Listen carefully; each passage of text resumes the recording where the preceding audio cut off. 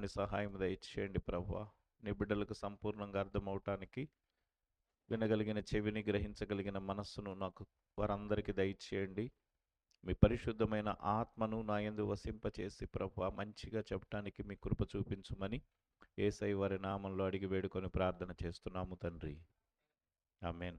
హల్లెలూయా, హల్లెలూయా. గడిచిన దినము మనం రోమీయులకు రాసిన పత్రిక 8వ అధ్యాయంలో కొన్ని వచనాలు ధ్యానం చేసుకున్నాం.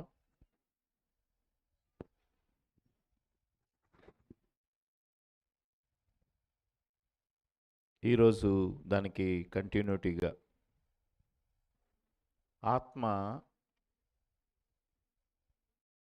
ఆత్మానుసారంగా ఉండటం వలన, అనగా రెండు దారులు మనకున్నాయి. శరీరానుసారమైన మనస్సు, ఆత్మానుసారమైన మనస్సు అనే దాని గురించి తెలుసుకున్నాం. ఈరోజు ఆత్మను అనుసరించి నడుచుకోవటం వల్ల కలిగే మేలులు, అంటే ఇప్పుడు రెండు దారుల్లో ఒక దారి ఎంచుకున్నాం. నిన్న మీరందరూ సాక్ష్యం ఇచ్చారు, ఆత్మానుసారమైన మనసు కలిగి ఉంటామని.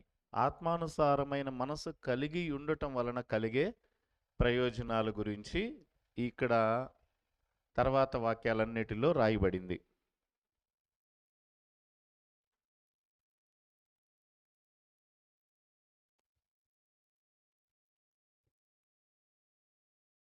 ఆత్మానుసారమైన మనస్సు జీవమును సమాధానమును అయ్యున్నది అనే యొక్క వాక్యాన్ని వరకు నిన్న మనము నేర్చుకున్నాం.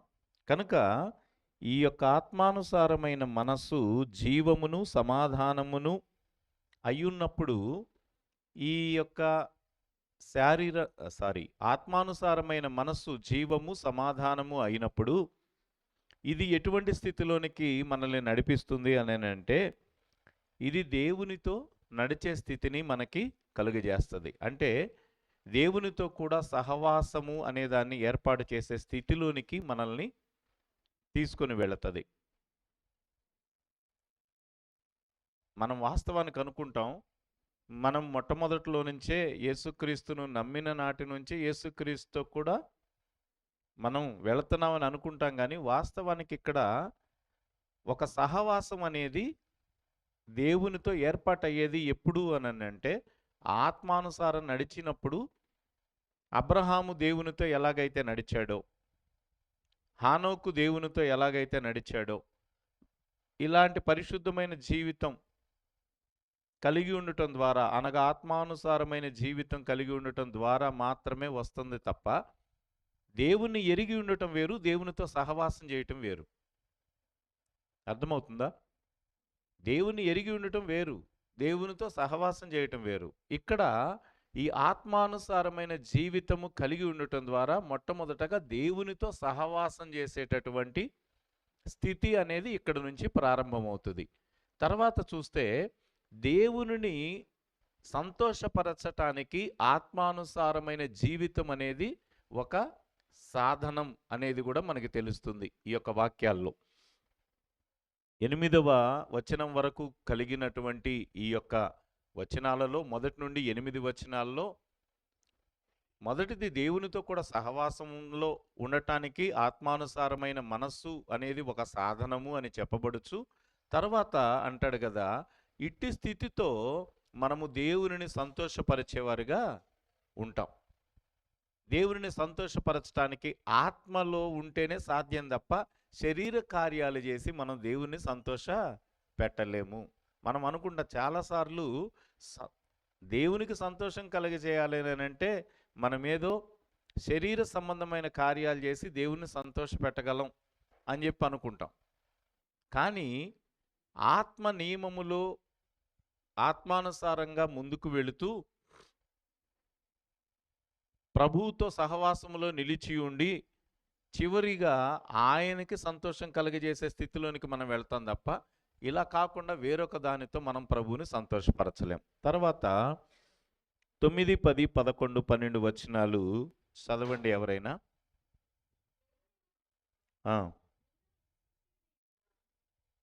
చదవండి అమ్మా.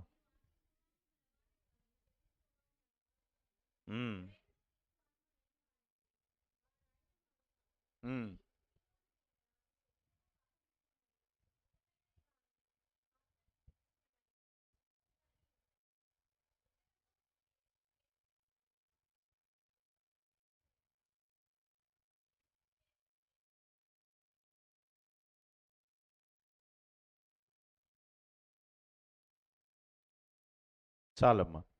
ఇక్కడ ఒక మాట మీరు గమనించండి. ఆత్మానుసారమైన జీవితము జీవించేవాళ్ళు, వాళ్ళకి గురించిన స్పెసిఫికేషన్ ఏమిటి అని అంటే ఇక్కడ మీరు ఆత్మను స్వాధీనపరుచుకున్న వారిలాగా ఉన్నారు అంటాడు. ఆత్మను కలిగి ఉన్నవారు ఆత్మను స్వాధీనపరుచుకున్న వారిలాగా ఉండాలి.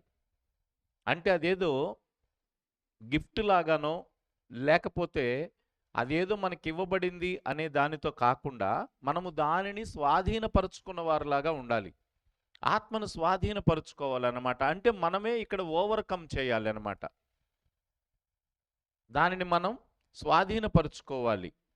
ఇటువంటి స్వాధీనపరుచుకున్న స్థితి ఉన్నప్పుడు ఆయన ఇక్కడ మనకి ఏమిస్తాడు అని అంటే దేవుని పిల్లలు అవటానికి అవకాశం మనకు అనుగ్రహింపబడుతుంది. ఎందుకు అని అంటే ఇక్కడ మనం గమనించగలం, శరీర సంబంధమైన క్రియలు జరిగించే పిల్లలకి ఒక గుర్తింపు అనేది ప్రభువులో లేదు. మనం అనుకోవచ్చు నేను ప్రభు పనులు చేస్తున్నాను అని చెప్పి, కానీ శరీర సంబంధంగా ఉండేవాడికి దేవునిలో గుర్తింపు లేదు. వాడికి ఎటువంటి యోగ్యత కానీ వాడికి ఒక గుర్తింపు కానీ లేదు. కానీ ఇక్కడ శరీర సంబంధమైన వ్యక్తికి దేవుని పిల్లలుగా అవటానికి ఇక్కడ ఒక అధికారం అనుగ్రహించాడు. అంటే ఆత్మను అనుసరించి నడిచే వాళ్ళే దేవుని పిల్లలు. యేసుక్రీస్తుని నమ్మటం అనే క్రియ ద్వారా మనము దేవుని పిల్లలం కాలేం, కానీ ఆత్మానుసారముగా నడిచినప్పుడే ఆయన తన పిల్లలుగా ఆయన స్వీకరిస్తాడు. ఈ మర్మం కూడా మనం తెలుసుకోవాలి. అందరూ పిల్లలు కాదు, కానీ కేవలం ఆత్మానుసారంగా నడిచే వాళ్ళు మాత్రమే పిల్లలు. ఇటువంటి పిల్లలకు మాత్రమే మరలా ఈ యొక్క దత్తపుత్రాత్మ అనేది అనుగ్రహించబడుతుంది. ఎవరైతే పిల్లలుగా ఉన్నారో వారిలో దాస్యపాత్మని తీసివేసి దత్తపుత్రాత్మని ఆయన అనుగ్రహించడం జరుగుతుంది. అందుకనే ఎవరైతే ఆత్మ కలిగిన వారై ఉన్నారో వారు మాత్రమే అబ్బా తండ్రి అని మొరపెట్టేవారిలాగా ఉన్నారు. అంటే దేవుణ్ణి ఓన్ చేసుకోవటం అన్నమాట. దేవుణ్ణి స్వతంత్రించుకోవటం, ఒక తండ్రిలాగా స్వతంత్రించుకోవటం, దాస్యపాత్మ తీసివేయబడి దత్తపుత్రాత్మని పొందుకోవటం. ఇక్కడ మనం గమనిస్తే ఇటువంటి ధైర్యం మనలోకి రావాలంటే మొట్టమొదట మనం ఆయన పిల్లలుగా స్వీకరించబడాలి. మనం ఆయన పిల్లలమని మనము దాన్ని స్వతంత్రించుకునే వారిలాగా ఉండాలి. ఎవరు పిల్లలుగా అవుతారనంటే ఆత్మను అనుసరించి నడుచుకునే వారు మాత్రమే ఆయన పిల్లలు, కానీ శరీరాన్ని అనుసరించి నడిచేవాళ్ళు ఎంత మాత్రం ఆయన పిల్లలు కాదు. ఈ పిల్లలకే దత్తపుత్రాత్మ కూడా ఇవ్వబడుతుంది, కానీ వేరే వాళ్ళకు కూడా ఇటువంటి దత్తపుత్రాత్మ ఇవ్వబడదు. ఆత్మ కలిగిన వాడికే దత్తపుత్రాత్మ, ఆత్మ కలిగిన వాడికే పిల్లలు అవటానికి అధికారం. ఆత్మని ఎవరైతే పొంది ఉన్నాడో వాడు మాత్రమే దేవునితో సహవాసం చేయటానికి యోగ్యుడని ఎంచబడతాడు. ఆత్మ కలిగిన వాడే దేవుని సంతోషపరచగలుగుతాడు. ఇక్కడ 4 విషయాలు ఇక్కడ మనము తెలుసుకుంటాం.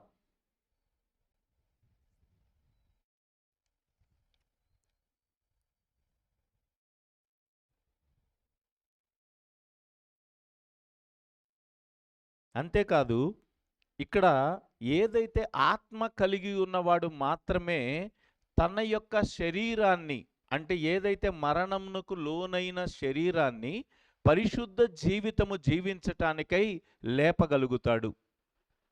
ఆత్మ ఎవరిలో అయితే ఉంటుందో వాడే ఈ శరీరము మరణించే శరీరం, అనగా ఈ శరీరం మంటికి మన్నుగా మార్చబడే శరీరం. ఇటువంటి దాన్ని మహిమకు లేపాలి అని అంటే కేవలం ఆత్మ ఉన్నప్పుడే. అందుకనే ఇక్కడ చెప్తారు, అక్కడ ఆ వచనం మరల చదువమ్మ ఒకసారి. మృతులలో నుండి యేసును లేపిన వాని ఆత్మ నివసించిన ఎడల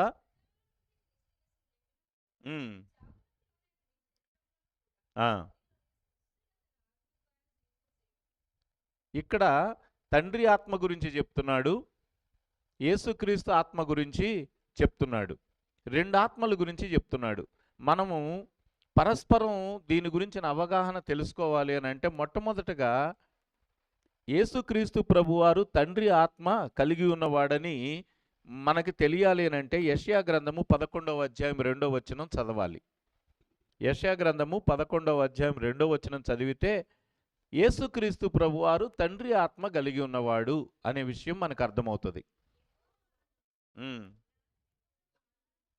ఆ, ఉమ్, ఉమ్. అతని మీద నిలుచును.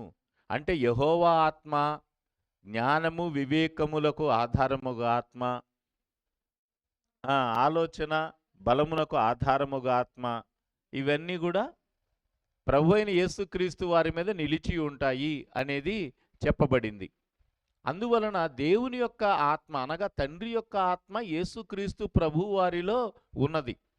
ఇప్పుడు యేసుక్రీస్తు ప్రభువారి యొక్క ఆత్మ మనలో నిలిచి ఉన్న ఎడల బాగా ఆలోచించాలి మీరు. ఇక్కడ తండ్రి యొక్క ఆత్మ యేసుక్రీస్తు ప్రభువులో ఉంది. ఇప్పుడు యేసుక్రీస్తు యొక్క ఆత్మ దత్తపుత్రాత్మ ద్వారా మనకు అనుగ్రహించబడి ఉన్నది. ఎందుకంటే మనం ఇప్పుడు ఆయన పిల్లలంగా మారాం. ఇప్పుడు మనం పిల్లలమయ్యాం గనక ఆయన ఆత్మ మనలో, అంతే కదా, తండ్రి యొక్క ఆత్మ కుమారుడైన యేసుక్రీస్తుకు అనుగ్రహించబడింది. ఇప్పుడు యేసుక్రీస్తు అనగా ఎందుకు ఆయనకు మాత్రమే అనుగ్రహించబడింది అని అంటే, ఆయనకి ఇవ్వబడిన దానిలో ఏ ఒక్కటి కూడా పోగొట్టుకొనకుండా ఆయన చెప్పింది చెప్పినట్టు చేశాడు గనక ఆయన మీద ఆ యొక్క ఆత్మ నిలిచి ఉన్నది.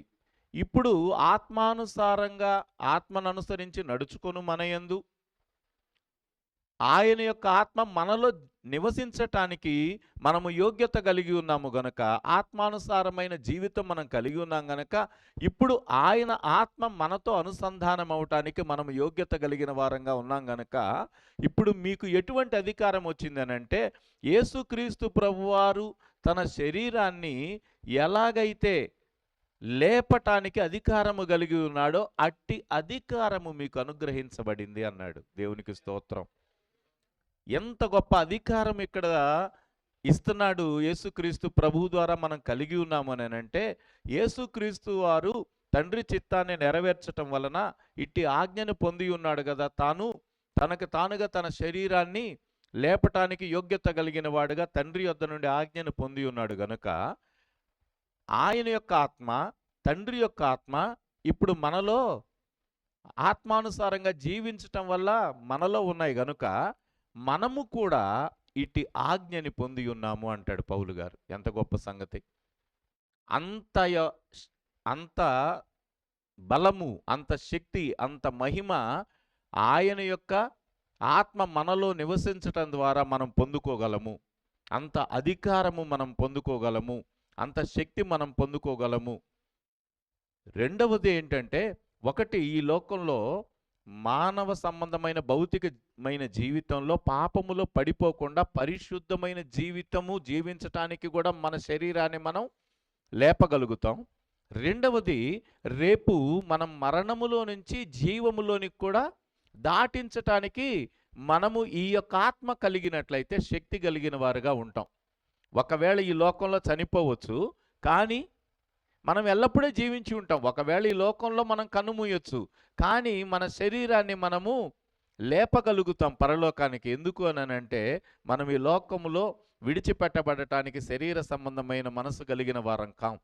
ఆత్మానుసారమైన మనసు ఎంత గొప్పదో మీరు ఇక్కడ ఆలోచన చేయండి. ఎంత గొప్ప ఆధిక్యత ఇక్కడ ఇవ్వబడినదంటే, ప్రభు అయిన యేసుక్రీస్తు వారు తండ్రి యొక్క ఆజ్ఞను ఎలాగైతే పొందాడో ఆయన ఆత్మను కలిగి ఉండటం ద్వారా పొందారు. ఇప్పుడు మనలో రెండు ఉన్నాయి, ఒకటే కాదు, డబల్ ధమాకా అన్నట్టుగా రెండు ఉన్నాయి. యేసుక్రీస్తు ప్రభు వారి ఆత్మ మనలో ఉండటం వల్ల తండ్రి యొక్క ఆత్మ, యేసుక్రీస్తు యొక్క ఆత్మ మనలో కూడా ఇమిడి ఉన్నాయి. మీరు ఆత్మ నియమమునకు లోబడిన వారైతే రెండు నియమాలు మీలోకి వచ్చేస్తాయి. అప్పుడు డిఫాల్ట్గానే మీరు దత్తపుత్రాత్మని పొందితే, యేసుక్రీస్తు ఎలాగైతే తండ్రి యొక్క కుమారుడని పిలువబడ్డారో మీరు కూడా అలాగనే ప్రియకుమారులుగా పిలువబడతారు. ఆయన ఎట్టి అధికారము కలిగి ఉన్నాడో అట్టి అధికారము మీరును కలిగి ఉన్నారు. ఆమెన్. అందుకని యేసుక్రీస్తు ప్రభువారు ఎక్కడ కూడా అమ్మో ఇంత అధికారం నాకు వస్తుందా అని మీరు డౌట్ పడవచ్చు. ఇంత నాకుందా అని చెప్పి మీరు అనుకోవచ్చు. ఇంత అధికారం ఉందా లేదా అనే దానికి శిష్యుల్ని మాదిరికరంగా చూపించాడు కదా. చూపించాడా లేదా? శిష్యులకి పాపాలు క్షమించే అధికారం ఇచ్చాడు, మరణం మీద అధికారం ఇచ్చాడు, ప్రకృతి మీద అధికారం ఇచ్చాడు, అన్నిటి మీద ఆయన అధికారం ఇచ్చిన వాడై ఉన్నాడు కదా. ఇచ్చాడా లేదా మీరు చెప్పండి. అంటే మనమేమనుకున్నామంటే నాకు శక్తి లేదు, నాకు బలం లేదు, నాకు యోగ్యత లేదు అని అనుకుంటున్నామనంటే ఇంకా మనము ఈ దాస్యపు ఆత్మలో నుంచి దత్తపుత్రాత్మలోనికి రాలేదు. శరీర నియమములో నుంచి ఆత్మ నియమములోనికి రాలేదు. ఆత్మ నియమంలోకి వస్తే ఇక్కడ ప్రభుతో సహవాసం ఉంది, ప్రభువుని సంతోషపెట్టేవారిలాగా ఉన్నాము. అలాగే పిల్లలు అవటానికి అధికారం అనుగ్రహించబడుతుంది, దత్తపుత్రాత్మను స్వీకరించడానికి అధికారం అనుగ్రహించబడుతుంది. అంతేకాదు ఇక్కడ తండ్రి ఎట్టి అధికారము కలిగిన వాడై ఉన్నాడో, కుమారుడు ఎట్టి అధికారము కలిగిన వాడై ఉన్నాడో అట్టి అధికారము మనమును కలిగి ఉన్నవారమని ఎరుగుదుము. ఆమెన్. తర్వాత 13, 14, 15, 16 వచనాలు చూద్దాం. ఉమ్,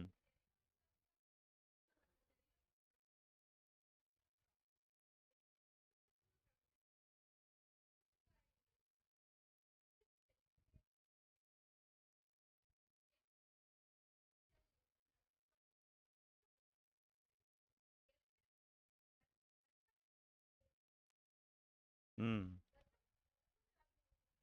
ఉమ్,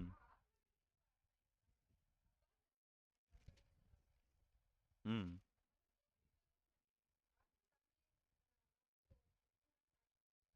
ఇక్కడ ఇంకో మాట చెప్తాడు. దేవుని యొక్క ఆత్మ తామే మనల్ని తన పిల్లలని సాక్ష్యం ఇస్తూ ఉన్నాడు. ఎప్పుడైతే ఈ దత్తపుత్రాత్మని మనం కలిగి ఉన్నామో, ఎప్పుడైతే క్రీస్తు ఆత్మతో అనుసంధానించబడ్డామో అప్పుడు మనం చెప్పుకోవటం కాదు, ఆయనే తమ పిల్లలమని చెప్పుకోవటానికి ఆయనే సాక్ష్యం ఇస్తున్నాడు. మనం సాక్ష్యం ఇవ్వటం కాదు, కానీ ఆయనే సాక్ష్యం ఇస్తున్నాడు అనే మాట ఇక్కడ తెలుసుకుంటాము. మనం దేవుని పిల్లలు అవ్వటం వలన ఎటువంటి మేలు కలుగుతుందో ఒకసారి చూస్తే తర్వాత 17 నుంచి 21 వచనాల్లో మీరు చదవాల్సిన పని లేదు. దేవుని పిల్లలుగా స్వీకరించుట, దేవుడు తన పిల్లలుగా మనల్ని అందరినీ స్వీకరించటం వలన వారసులుగా మనము చేయబడి ఉన్నాము. ఇక్కడ పిల్లలు అని అనబడిన మనము తర్వాత పెద్దవాళ్ళుగా అయ్యి వారసులుగా చేయబడుతున్నాము అని చెప్పి ఇక్కడ మాట్లాడతాడు. చిన్నపిల్లలుగా ఉన్నప్పుడు మొట్టమొదట ఆయన పిల్లలమే, కానీ తర్వాత రోజుల్లో ఆయన వారసులుగా మనము చేయబడతాం. అంటే ఇప్పుడు మొట్టమొదటేమో పిల్లలుగా ఎంచుకున్నాడు, తర్వాత ఏమో మనల్ని తన వారసులుగా, అంటే తన తర్వాత అధికారం ఇచ్చి మనల్ని తన వారసులుగా ఎంచుకున్నట్లుగా ఇక్కడ మనకి చూపిస్తాడనమాట. ఇక్కడ ఒక మాట మనం గమనిద్దాము.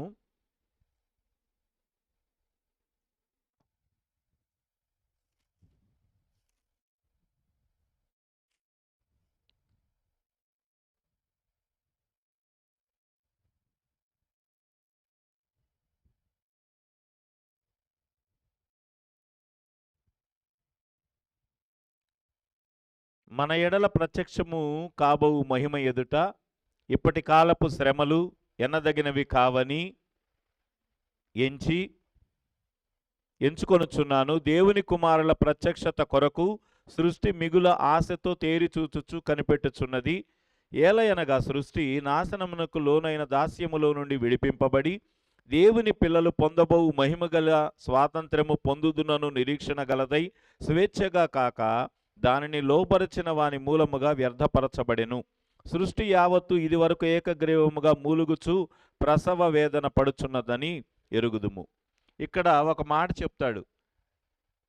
దీన్ని చదివినప్పుడు వాస్తవానికి మనకి 100 సార్లు చదివినా ఏమీ అర్థం కాదు. ఎవరికైనా ఈ మ్యాటర్ కనుక అర్థమైతే మీరు నాకు చెప్పండి. ఇది నాకు తెలుసండి, దీని గురించి ఒక ఆలోచన నేను కలిగి ఉన్నానని. ఎవరికైనా తెలుసా? చాలా సంక్లిష్టమైన పదాలతో ఇక్కడ రాయబడి ఉంది. ఇక్కడ ఒక మాట చెప్తాడు, దేవుని కుమారుల ప్రత్యక్షత కొరకు. ఆమెన్. అంటే సృష్టికి ఒక ఆశ ఉంది.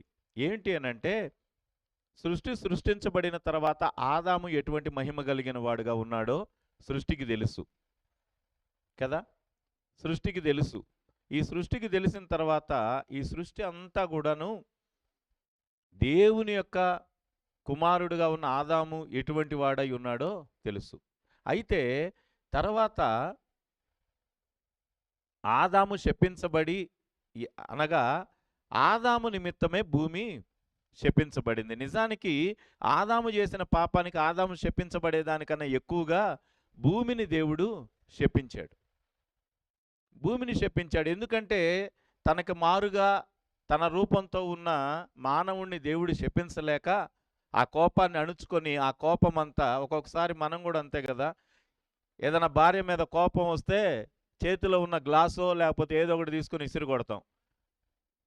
ఆ కోపం ఆ వస్తువు మీద కాదు, భార్య మీద కోపం. అదే భర్త మీద కోపం అనుకోండి, భార్య వంటగదిలోకి వెళ్ళి ఆ ప్లేట్లన్నీ కింద పడేస్తుంది, లేకపోతే షింకులో ఉన్న ప్లేట్లు ఇలాగ నెట్టేస్తుంది కదా. అంటే అత్త మీద కోపం దుత్త మీద అంటారు కదా. అలాగా ఒక్కొక్కసారి ఏం చేస్తారంటే ఒకదాని మీద చూపించాల్సిన కోపం ఇంకో దాని మీద చూపిస్తారు. అలాగే దేవుడు కూడా ఏం చేశాడనంటే ఆదాము మీద కోపాన్ని భూమి మీద చూపించాడు, భూమిని శపించాడు. కాబట్టి ఈ సృష్టి ఏమనుకుంటుందంటే నిజానికి నేనేం తప్పు చేయకపోయినా నేను శపించబడ్డాను. అయితే నా శాపం పోవాలంటే ఈ శాపగ్రస్తుడైన వ్యక్తులు ఎవరైతే ఉన్నారో వీళ్ళందరూ కూడా మరలా ఈ దాస్యము నుంచి విడిపించబడి దేవుని పిల్లలుగా ఎప్పుడు మారతారో ఏమో. హల్లెలూయా. ఎప్పుడు మారతారో అని ఎదురు చూస్తుంది. వీళ్ళందరూ మారినప్పుడు, దేవుని పిల్లలుగా చేయబడినప్పుడు, వీళ్ళు మహిమ అనేది మరలా వీళ్ళలోనికి వచ్చినప్పుడు, ఏదైతే ఆదాము మహిమ కోల్పోయాడో ఆ మహిమ మరలా వీళ్ళలోకి వచ్చినప్పుడు ఇప్పుడు ఏమవుతుందనంటే వాళ్ళ యొక్క ప్రత్యక్షత చూసినప్పుడు అప్పుడు భూమి కూడా దాని యొక్క శాపము నుండి విముక్తి అనేది పొందుతుంది. అంతే కదా. ఇంకప్పుడు అది భూమి కూడా అడుగుతుంది, అయ్యా నువ్వు దేని నిమిత్తమైతే నన్ను శపించావో ఆ శాపం ఇప్పుడు తీసివేయి నా మీద నుంచి. నిజానికి భూమి కూడా తన శాప విముక్తి పొందాలని ఆశ కలిగినదై మొర్రపెడుతూ ఉంటుంది. దేవుని కుమారులు మారాలి మారాలి మారాలి, ప్రజలందరూ మారి దేవుని పిల్లలు కావాలి, దేవుడు మరలా వాళ్ళని అంగీకరించాలి, వాళ్ళు మహిమలోకి రావాలి అని వాళ్ళ యొక్క ప్రత్యక్షత కొరకు మిగులు ఆశతో మూలుగుచు ప్రసవ వేదన పడుతుందంట. వీళ్ళు ఎప్పుడు మారతారో ఏమో, ఎప్పుడు మహిమ వస్తుందో ఏమో, ఎప్పుడు ఈ సృష్టి అంతా మార్చబడుతుందో, ఎప్పుడు మరలా వీళ్ళందరూ దేవుని పిల్లలుగా అయిపోతే బాగుండు అని చెప్పి భూమి కూడా ఆశతో తేరి కనిపెట్టుచూ చూస్తూ ఉందంట. దానికి ఎంత ఆశ చూడండి. అంటే దానికి ఎంత ఆశ అంటే తను ఒక శాపం పొందింది, ఆ శాపం నుంచి విముక్తులుగా అవ్వాలని, తాను విముక్తం చేయబడాలని ఆశ కలిగి తేరి చూస్తూ కనిపెడుతుంది. కానీ దేవుని వలన విసర్జించబడిన ఆదాము మరలా దేవుని దగ్గరికి వచ్చాడా? మరలా నేను దేవునితో జత పరచబడిన వాడుగా ఉండాలి అని అనుకున్నాడా? నేను మరలా దేవునితో కూడా సహవాసం కలిగిన వాడుగా ఉండాలి అని అనుకున్నాడా? రోజు మరలా దేవుడు నాతో వచ్చి మాట్లాడాలి అని అనుకున్నాడా? అనుకోలా. కానీ ఇక్కడ శపించబడిన భూమి మాత్రం తాను దేవుని కుమారుల ప్రత్యక్షత కొరకు ఎదురు చూస్తూ ఉందన్నమాట. మిగులు ఆశతో తేరి చూస్తూ కనిపెడుతుంది. అందుకని అక్కడ అంటాడు, మనము కూడా తర్వాత వాక్యంలో గనక గమనిస్తే సృష్టి యావత్తు ఇది వరకు ఏకగ్రీవముగా మూలుగుచు ప్రసవ వేదన పడుచున్నదని ఎరుగుదుము. అంతేకాదు అనగా ఇక్కడ ఇంకొక మాట కూడా జ్ఞాపకం చేయాలి. సృష్టి యావత్తు అన్నాడు, ఒక భూమే కాదు, సృష్టి యావత్తు. ఎందుకు అని అంటే దేవుని కుమారుల ప్రత్యక్షత కొరకు ఈ సృష్టి యావత్తు కూడా. ఎందుకంటే ఈ సృష్టిని మొత్తం కూడా దేవుని బిడ్డల కొరకే అనగా మానవుల కోసమే సృజించాడు గనక భూమిని, ఆకాశాన్ని, అలాగే సూర్యచంద్ర నక్షత్రాలని, ప్రాకే పురుగుల్ని, సముద్రాన్ని, జలములను అన్నిటినీ ఆయనే సృష్టించాడు. కాబట్టి ఈ సృష్టి అంతా కూడా దేవుని కుమారుల ప్రత్యక్షత కొరకు, ఇవన్నీ వారి కొరకే సృష్టించబడి ఉన్నవి గనుక మరి వాటన్నిటికీ ఆశ మీరందరూ కూడా ఆత్మ నియమములోనికి వెళ్ళి దేవునికి ప్రియులైన పిల్లలుగా దత్తపుత్రాత్మను కలిగి ముందుకు వెళ్ళాలని, మీరందరూ కూడా పరలోక రాజ్యములోనికి ప్రవేశము కలిగిన వారుగా ఉండాలని వాటి యొక్క ఆశ. అందుకనే అవన్నీ కూడా ప్రసవ వేదన పడతాయి అని చెప్పి చెప్పబడింది. భూమి కూడా అలాగే ప్రసవ వేదన పడుతుందన్నమాట. నా శాపం ఎప్పుడు దేవుడు తీసివేస్తాడో, వీళ్ళందరూ కూడా దేవుని సన్నిధిలోనికి వెళ్ళి ఆయన బిడ్డలుగా మారితే బాగుండు అనే ఆలోచన కలిగినదిగా ఉంది. ఇదే ఉద్దేశం కలిగి ఆత్మ కూడా ఉన్నది అని చెప్తాడు. ఇక్కడ అంటాడు కదా, ఆత్మ యొక్క ప్రథమ ఫలములు పొందిన మనము కూడా దత్తపుత్రత్వము కొరకు అనగా మన దేహము యొక్క విమోచనము కొరకు కనిపెట్టుచు ఏలయనగా మనము నిరీక్షణ కలిగిన వారమై రక్షింపబడితిమి. నిరీక్షింపబడునది కనబడునప్పుడు నిరీక్షణతో పని ఉండదు. తాను చూచుచున్న దాని కొరకు ఎవడు నిరీక్షించును? మనము చూడని దాని కొరకు నిరీక్షించిన ఎడల ఓపికతో దాని కొరకు కనిపెట్టుదుము. ఇక్కడ అంటాడు, ఆత్మ యొక్క ప్రథమ ఫలములు పొందిన మనము కూడా. ఆత్మ యొక్క ప్రథమ ఫలములు అంటే ఏంటి?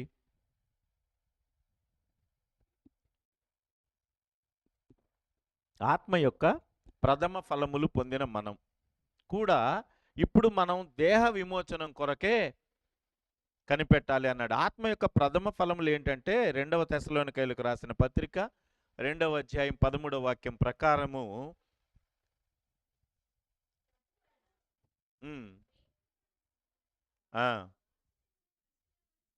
ఆత్మ మిమ్మును పరిశుద్ధపరచుట వలనను మీరు సత్యమును నమ్ముట వలనను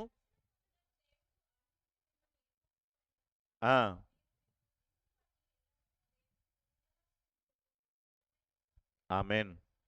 ఆత్మ పరిశుద్ధపరుస్తుంది. ఆత్మ సత్యమును బోధించి నమ్మేలా చేస్తుంది. రక్షణ పొందుటకు అంటే ఇక్కడ రక్షణ అంటే పరలోక రాజ్యానికి అని. రక్షణ అనేది ఈ లోక సంబంధమైన రక్షణ అని కాదు. రక్షణ అనే మాటకి ఇక్కడ అర్థం ఏమిటి అని అంటే పరలోక రాజ్యానికి వెళ్ళటానికి నిన్ను ప్రేరేపించేలాగా చేస్తుంది. హల్లెలూయా. అందుకనే ఆత్మ మనల్ని పరిశుద్ధపరచుట వలనను, ఆత్మ మనల్ని సత్యాన్ని నమ్మి బోధిస్తుంది, నమ్మేలాగా చేస్తుంది, తర్వాత పరలోక రాజ్యానికి మనల్ని సిద్ధపరుస్తుంది. ఇవి ప్రథమ ఫలములు. అంటే రక్షణ, లేకపోతే మారు మనస్సు, బాప్తిసం, ఇవన్నీ 1 by 1. ఇక వాక్యం నమ్మటం, లేకపోతే ఆత్మానుసారంగా నడవటం, ఈ యొక్క ఆత్మ నియమము వరకు కూడా ఈ యొక్క ఆత్మ యొక్క ప్రథమ ఫలములు ఇంతవరకు. ఇప్పుడు ఈ లెవెల్ దాటి ఏం చేస్తుంది అని అంటే ఇక ఇక్కడ నుంచి ఈ శరీర నియమం వరకు వచ్చిన మనకు ఇంకా ఇక్కడ మనకి ఇంకొక సహాయం కావాలి. ఇక్కడ ఇంకొక సహాయం మనకి కావాలి. ఏమిటి అని అంటే అది పరిశుద్ధాత్మ యొక్క సహాయం. అంటే ఇక్కడ మనము ఆత్మ నియమములో ఇంకొక వ్యక్తి మనకు అందించబడతాడు. ఈ స్థాయిలోకి వెళ్ళిన తర్వాత ఇక్కడ ఇంకా మనకి సహాయం కావాలి, మనల్ని పుష్ చేయటానికి. మీరు గమనించండి, ర్యాకెట్ పైకి వెళ్ళాలనంటే ఒక్క ఇంజన్ కాదు, దానికి 5-6 ఇంజన్లు పెడతారు. 5-6 ఇంజన్లు పెడతారు. 5-6 ఇంజన్లు పెట్టి ఒక ఇంజన్ స్టార్ట్ అయ్యి ఒక 100 కిలోమీటర్లు ఎత్తుకు తీసుకెళ్ళగానే అది దాని శక్తి అయిపోతుంది, దానిలో ఉన్న ఫ్యూయల్ అయిపోతుంది.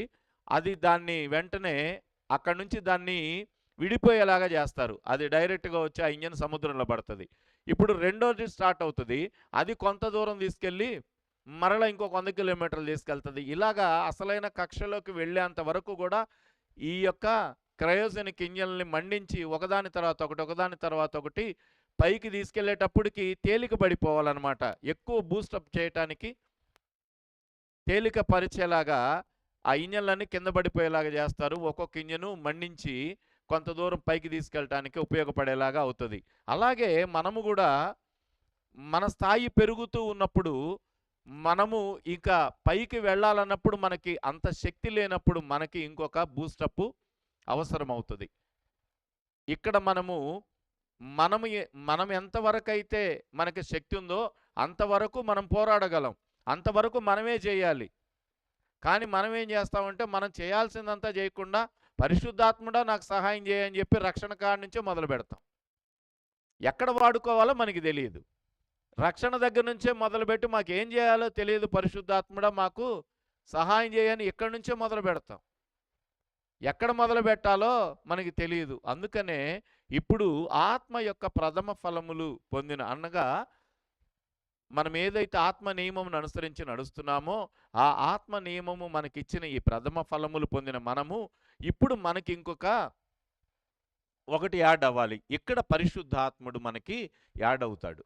ఈ పరిశుద్ధాత్మ దేవుని యొక్క సహాయము వలన అప్పుడు నిజంగా మనం ఎలాగ మొర్ర పెట్టాలో, ఎటువంటి స్థితిలో దేవుని చేరుకోవాలో, మన విజ్ఞాపనలు ఎలాగా దేవుని దగ్గరికి వెళ్ళాలో మనకి తెలియదు గనుక ఇక్కడ ఆత్మ ఏం చేస్తుందంటే మనము దేహ విమోచనం కోసం కనిపెడుతున్నప్పుడు ఈ దేహ విమోచనం కోసం మనం మాత్రమే కాదు, మనలో ఉన్న పరిశుద్ధాత్ముడు మన కొరకై విజ్ఞాపనము చేసేవాడిలాగా ఉంటాడు. దేవునికి స్తోత్రం కలుగునుగాక. హల్లెలూయా. గమనించండి, ఇక్కడ ఇక ఒక లెవెల్కి వెళ్ళిన తర్వాత మన శక్తి అయిపోతుంది. ఇక్కడ నుంచి ఇంకొక వ్యక్తి సహాయం కావాలి. అంటే ఇంతవరకు వెళ్ళటానికి తండ్రి అయిన దేవుని యొక్క ఆత్మ, ప్రభు అయిన యేసుక్రీస్తు వారి యొక్క ఆత్మ మనలో ఉన్నాయి గనుక మన యొక్క ఆత్మ, ఈ మూడు కలిసి కొంత దూరం వెళ్ళగలవు.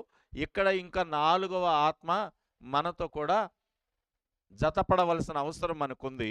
అందుకనే పరిశుద్ధాత్మ దేవుడు ఏం చేస్తాడనంటే ఇక్కడ చూచి సహాయము చేయుచున్నాడు. ఏలయనగా ఉచ్చరింప శక్యము కాని మూలుగులతో ఆ ఆత్మ తానే మన పక్షముగా విజ్ఞాపనము చేయుచున్నాడు. మరియు ఏదో ఎరుగును. ఏలయనగా ఆయన దేవుని చిత్త ప్రకారము పరిశుద్ధుల కొరకు విజ్ఞాపనము చేయుచున్నాడు. ఎవరి కోసం చేస్తున్నాడంట? ఎవరి కోసం చేస్తున్నాడు? పరిశుద్ధుల కోసం చేస్తున్నాడు, అందరి కోసం కాదు. హల్లెలూయా. పనికి మాలిన వాళ్ళ కోసం, పనికొచ్చే వాళ్ళ కోసం, అందరి కోసం కాదు. ఎవరైతే ఆత్మ నియమము కలిగి ఉన్నారో, పరిశుద్ధులుగా పిలువబడుతున్నారో వాళ్ళందరి కోసము ఆయన విజ్ఞాపనము చేయువాడై ఉన్నాడు. ఇక్కడికి వెళ్ళిన తర్వాత ఇక ఎలాంటి ప్రార్థన దేవుని సన్నిధికి వెళుతుందో మనకి తెలియదు. ఎటువంటి పదాలు దేవుని సన్నిధిలోకి చేర్చబడతాయో మనకి తెలియదు. కనుక ఇక మనలో ఉన్న ఆత్మ తనకు తానుగా మన పక్షాన విజ్ఞాపనము చేయటానికి పూనుకుంటాడు. అంటే ఇక్కడ మనకి ఒక యాడింగ్ బోనస్ అనేది మనకి కలుస్తుందన్నమాట.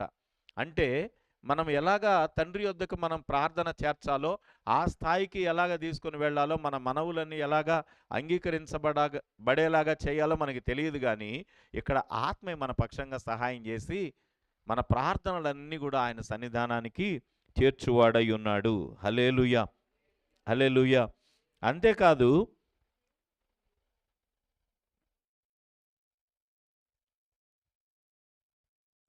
తర్వాత వాక్యం చదవండి అమ్మా.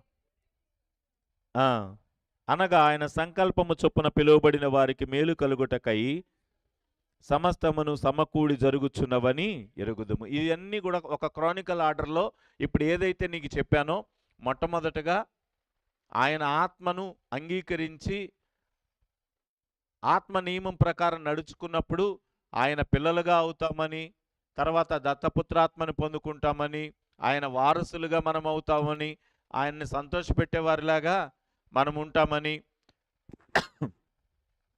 ఇవన్నీ నేను ఏ రీతిగా అయితే చెప్తూ వచ్చానో, తర్వాత పరిశుద్ధాత్మ దేవుడు ఎలాగైతే సహాయకరంగా మనకు వస్తాడు ఈ చివరి స్టేజిలో అని చెప్పబడుతుందో, ఇవన్నీ ఒకదాని తర్వాత ఒకటి ఇవన్నీ కలగలిపి ఉంచటం వల్లే తన సంకల్పము చొప్పున పిలువబడిన వారికి మేలు కలుగుటకై సమస్తమును, అంటే ఇవన్నీ కూడా ఉంటాయి ఒకదాని తర్వాత ఒకటి, ఒకదాని తర్వాత ఒకటి.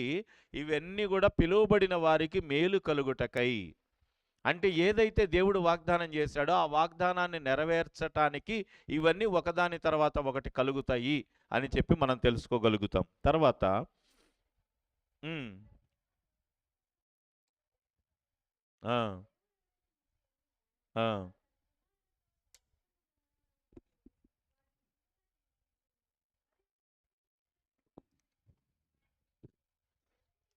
ఇక్కడ ఇంకొక మాట చెప్తున్నాడు. ఆయన జ్యేష్ఠుడగునట్లుగా, మన సహోదరులలో జ్యేష్ఠుడగునట్లుగా ఆయనని ముందుగా నిర్ణయించాడు అనే మాట ఇక్కడ మనం చూస్తున్నాం.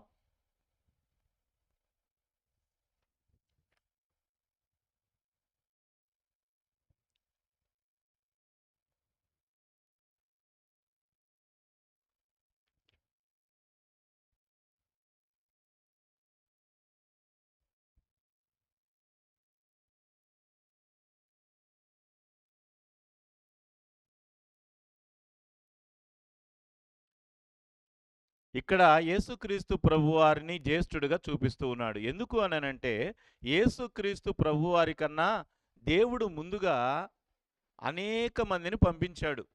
కానీ వాళ్ళు దేవుని చిత్తాన్ని నెరవేర్చలేదు. ఇక్కడ గమనిస్తే కొంతమంది పడిపోయిన వ్యక్తులు, గర్వించి పాతాళములో వేయబడిన వాళ్ళు ఇక్కడ మనం చూస్తే యోబు గ్రంథము 4వ అధ్యాయం 18వ వాక్యములో, యెషయా గ్రంథము 14వ అధ్యాయము 12వ వాక్యం నుంచి 17వ వాక్యము వరకు కలిగిన వచనాల్లో మనం చూడగలం. యెషయా గ్రంథం 14:12 చదువుదాం. ఆ వేకువ చుక్క పడితివి, ఆ నరకబడితివి, ఆ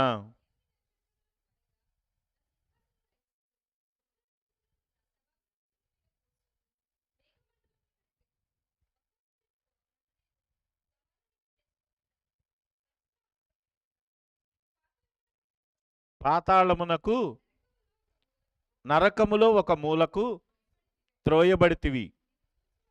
చాలు.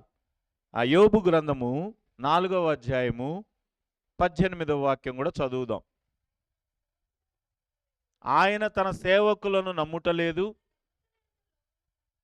తన దూతల యందు లోపములు కనుగొనుచున్నాడు. చాలు చాలు. తర్వాత యూదా పత్రిక 1వ అధ్యాయము 6వ వచనం. యూదా పత్రిక 1వ అధ్యాయము 6వ వచనం. మరియు తన ప్రధానత్వమును నిలుపుకొనక తమ నివాస స్థలములను విడిచిన దేవదూతలను మహాదినమున జరుగు తీర్పు వరకు కటిక చీకటిలో నిత్యపాశ్యములతో, వీళ్ళందరూ ఇప్పుడు 3 వచనాలలో, అంటే 3 చోట్ల రాయబడిన ఈ బైబిల్ వాక్యాల ఆధారంగా మనం చూస్తే వీళ్ళందరూ కూడా రెండవ చోట ఏం చెప్పబడింది? ఆయన తన సేవకులను నమ్ముటలేదు, ఆయన దూతలలో ఆయన లోపములు కనుగొనుచున్నాడు. అంటే ఆయన పంపబడిన ఉద్దేశం వేరు, వాళ్ళు చేస్తుంది వేరు. అలాగే తేజో నక్షత్రమా వేకువ చుక్క నువ్వు ఎట్లు నరకబడితివి, ఎలా పడిపోయావు నువ్వు, నిన్ను నువ్వు హెచ్చించుకున్నావు అంటే దానికి అధికారం ఇచ్చాడు, అది దుర్వినియోగం చేసింది. అలాగే ఇక్కడ దేవుని సేవకులు అనబడిన వారు కావచ్చు, లేకపోతే దేవుని చిత్తానుసారముగా పంపబడిన వారు అని కావచ్చు, దేవుని చిత్తాన్ని నెరవేర్చడానికి ఉన్న దేవదూతలు కావచ్చు, ఇవన్నీ కూడా దేవుని చిత్తము నెరవేర్చటానికి ఉండగా అవి మనసును గర్వించి అవి దేవుని చిత్తాన్ని నెరవేర్చలేనివిగా ఉన్నప్పుడు దేవుడు యేసుక్రీస్తు ప్రభువారిని ఈ లోకానికి తీసుకొని వచ్చాడు. అయితే ఇక్కడ యేసుక్రీస్తు ప్రభువారు దేని నిమిత్తమైతే పంపబడ్డాడో అది 100కి 100 పాళ్ళు జరిగించిన వ్యక్తిగా ఉన్నాడు. దేవునికి స్తోత్రం కలుగునుగాక. అందుకని అంటాడు, మీ కొరకు జ్యేష్ఠుడుగా ఆయన మీకు సహోదరుడుగా పంపబడ్డాడు. ఇప్పుడు జయించిన వానిని చూచి, అంటే మీకోసం ఒక మాదిరికరంగా మీ సహోదరులలో మీ కొరకు ఆయన జ్యేష్ఠుడుగా చేయబడ్డాడు. ఆ జ్యేష్ఠుడుగా చేయబడిన ఆయన్ని చూసి మీరు ఆయనలాగా జయించండి అని ఒక మాదిరికరంగా మనకి పెట్టాడు. హల్లెలూయా, హల్లెలూయా. గట్టిగా చెప్దామా? హల్లెలూయా. ఇక్కడ యేసుక్రీస్తు ప్రభువుని ఒక జ్యేష్ఠుడుగా, ఒక మాదిరికరమైన సహోదరుడిగా మనకి చూపెడుతున్నాడు. అంటే జయించటం అనేది యేసుక్రీస్తు ప్రభువుని గురించి చూచి తెలుసుకోండి. ఆయన ఎలాగా తండ్రి చిత్తాన్ని నెరవేర్చిన వాడై ఉన్నాడో మీరు కూడా అలాగే తండ్రి చిత్తాన్ని నెరవేర్చే వారిలాగా ఉండండి అని చెప్పి ఇక్కడ పౌలు గారు తెలియజేస్తున్నాడు. అందుకనే ఆయనని జ్యేష్ఠుడిగా మీకు ఇచ్చాడు. నిజానికి గెలవటాన్ని చూపించిన ఒక వ్యక్తి మన ముందు ఉండటం ఎంత ఆశీర్వాదకరం. అందుకని ఇక్కడ చూడండి, ఆత్మానుసారముగా జీవిస్తున్న మనకు ఒక గెలిచిన వ్యక్తిని మన జ్యేష్ఠుడుగా, మన సహోదరుడుగా మనకిస్తూ ఉన్నాడు ఆయన. ఓడిపోయినోడిని చూసి ఎంత దూరం మనం గెలవాలి గెలవాలి, ఈళ్ళలాగా ఉండకూడదు ఈళ్ళలాగా ఉండకూడదు అని చెప్పి అనుకోవటం కాదు. గెలిచిన వ్యక్తిని ముందు పెట్టుకొని మొన్న ఈ మధ్య అభిషేక్ శర్మన అతను ఎవరు మొన్న T20లో 135 పరుగులు కొట్టాడు. ఎవరు ఆయన? అభిషేక్ శర్మ 135 కొట్టాడు T20లో. ప్రపంచం అంతా అతన్ని చూసి మామూలుగా మెచ్చుకోలేదు. అయితే అతని గత జీవితానికి వెళ్తే ఆయన మెంటర్ ఎవరు అని అంటే చెప్పండి, యువరాజ్ సింగ్. అతని మెంటర్ అంటే అతన్ని డైరెక్ట్ చేసే వ్యక్తి ఎవరు అని అంటే, అతని క్రికెట్ నేర్పుతున్న వ్యక్తి ఎవరు అని అంటే యువరాజ్ సింగ్. అంటే యువరాజ్ సింగ్ 6 బాల్స్లో 6 సిక్సర్లు కొట్టి ఒక ప్రపంచవ్యాప్తమైన గుర్తింపు పొందాడు. అంటే నేను ఇక్కడ క్రికెట్ని గురించి ప్రమోట్ చేయడానికి కాదు, నేను ఇక్కడ ఎందుకు చెప్తున్నానంటే, ఈ రీతిగా ఒక వ్యక్తి జయించిన వాడుగా ఉన్నప్పుడు, ఒక గొప్పతనాన్ని సాధించిన వాడుగా ఉన్నప్పుడు, అతని యొక్క శిష్యుడు కూడా అతనిలాగానే గొప్పగా ఆయన వచ్చినప్పుడు అతని పేరు చెప్పుకుంటున్నారు, యువరాజ్ సింగ్ పేరు కూడా చెప్పుకుంటున్నాడు. అలాగే మనకు కూడా, మనము ఇప్పుడు అభిషేక్ శర్మ అయితే మన యువరాజ్ సింగ్ లాగా మన ప్రభు అయిన యేసుక్రీస్తు వారు చూపెట్టబడుతున్నాడు ఇక్కడ. అంటే మనం ఏ రీతిగా గెలవాలో, ఏ రీతిగా ఖ్యాతిలోకి రావాలో, ఏ రీతిగా గొప్పతనాన్ని సంపాదించుకోవాలో ఒక్క గెలిచిన వ్యక్తికి మాదిరికరంగా.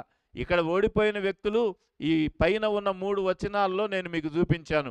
వాళ్ళ యొక్క అధికారాన్ని పోగొట్టుకొని, వాళ్ళ యొక్క స్థితిని పోగొట్టుకున్న వాళ్ళుగా ఉన్నారు. ఇక్కడైతే అన్నీ కూడా కలిగి ఉండటానికి జ్యేష్ఠుడుగా యేసుక్రీస్తు ప్రభువారు మన కొరకు ఇవ్వబడ్డాడు. ఆమెన్. ఆత్మ కలిగిన వారి కొరకు ఆయన జ్యేష్ఠుడుగా మన కొరకు చేయబడ్డారు. అందుకనే తన కుమారుడు అనేక సహోదరులలో జ్యేష్ఠుడగునట్లు దేవుడెవరిని ముందుగా ఎరిగెనో వారు తన కుమారునితో సారూప్యము గలవారగుటకు, అంటే తన కుమారుడిలాగా ఎవరైతే ఉండాలి అని అనుకుంటున్నారో అలాంటి వారిని అందరినీ కూడా ఐక్యపరచే నిమిత్తము, అంటే గెలిచిన వారిని ఒక ముందు పెట్టినట్లుగా దేవుడు ఇక్కడ చూపిస్తున్నాడు. పౌలు గారు ఇక్కడ రాస్తున్నాడు. మరియు ఎవరిని ముందుగా నిర్ణయించానో వారిని పిలిచెను, ఎవరిని పిలిచెనో వారిని నీతిమంతులుగా తీర్చెను, ఎవరిని నీతిమంతులుగా తీర్చెనో వారిని మహిమపరచెను. అంటే ఇక్కడ చివరిగా మహిమ అనేది చూపిస్తున్నారు. యేసుక్రీస్తుతో కూడా సమానమైన వారముగా, సమానమైన వారసులముగా మనము చేయబడుతున్నాము.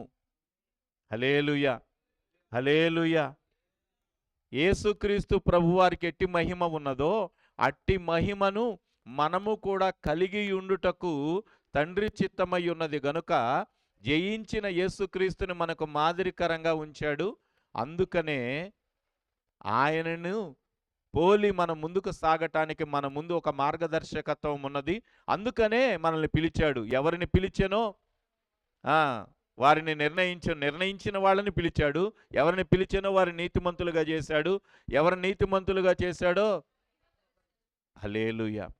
అంటే పిలిచిన వాళ్ళకి మహిమ ఉంది, నిర్ణయించిన వాళ్ళకి మహిమ ఉన్నది. అంటే ఇప్పుడు నువ్వు పిలువబడ్డావా? యేసుక్రీస్తులో నువ్వు పిలువబడ్డావా? పిలువబడితే నిన్ను నిర్ణయించిన వాడు ఆయనే అని ఎరిగి, ఈ నిర్ణయించిన వాడు నిన్ను ఎక్కడి వరకు తీసుకెళ్లాలనుకున్నాడు? మహిమ వరకు తీసుకెళ్లాలనుకున్నాడు. నువ్వేమనుకుంటున్నావు? నువ్వేమనుకుంటున్నావు? నువ్వేమనుకుంటున్నావు? అది ఎటువంటి మహిమ అని అంటే, ప్రకటన గ్రంథంలోనికి రండి. చివరి సంఘము ఆ,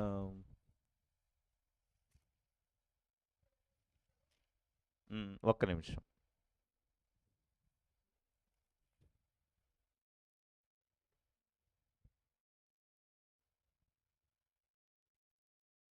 మూడవ అధ్యాయము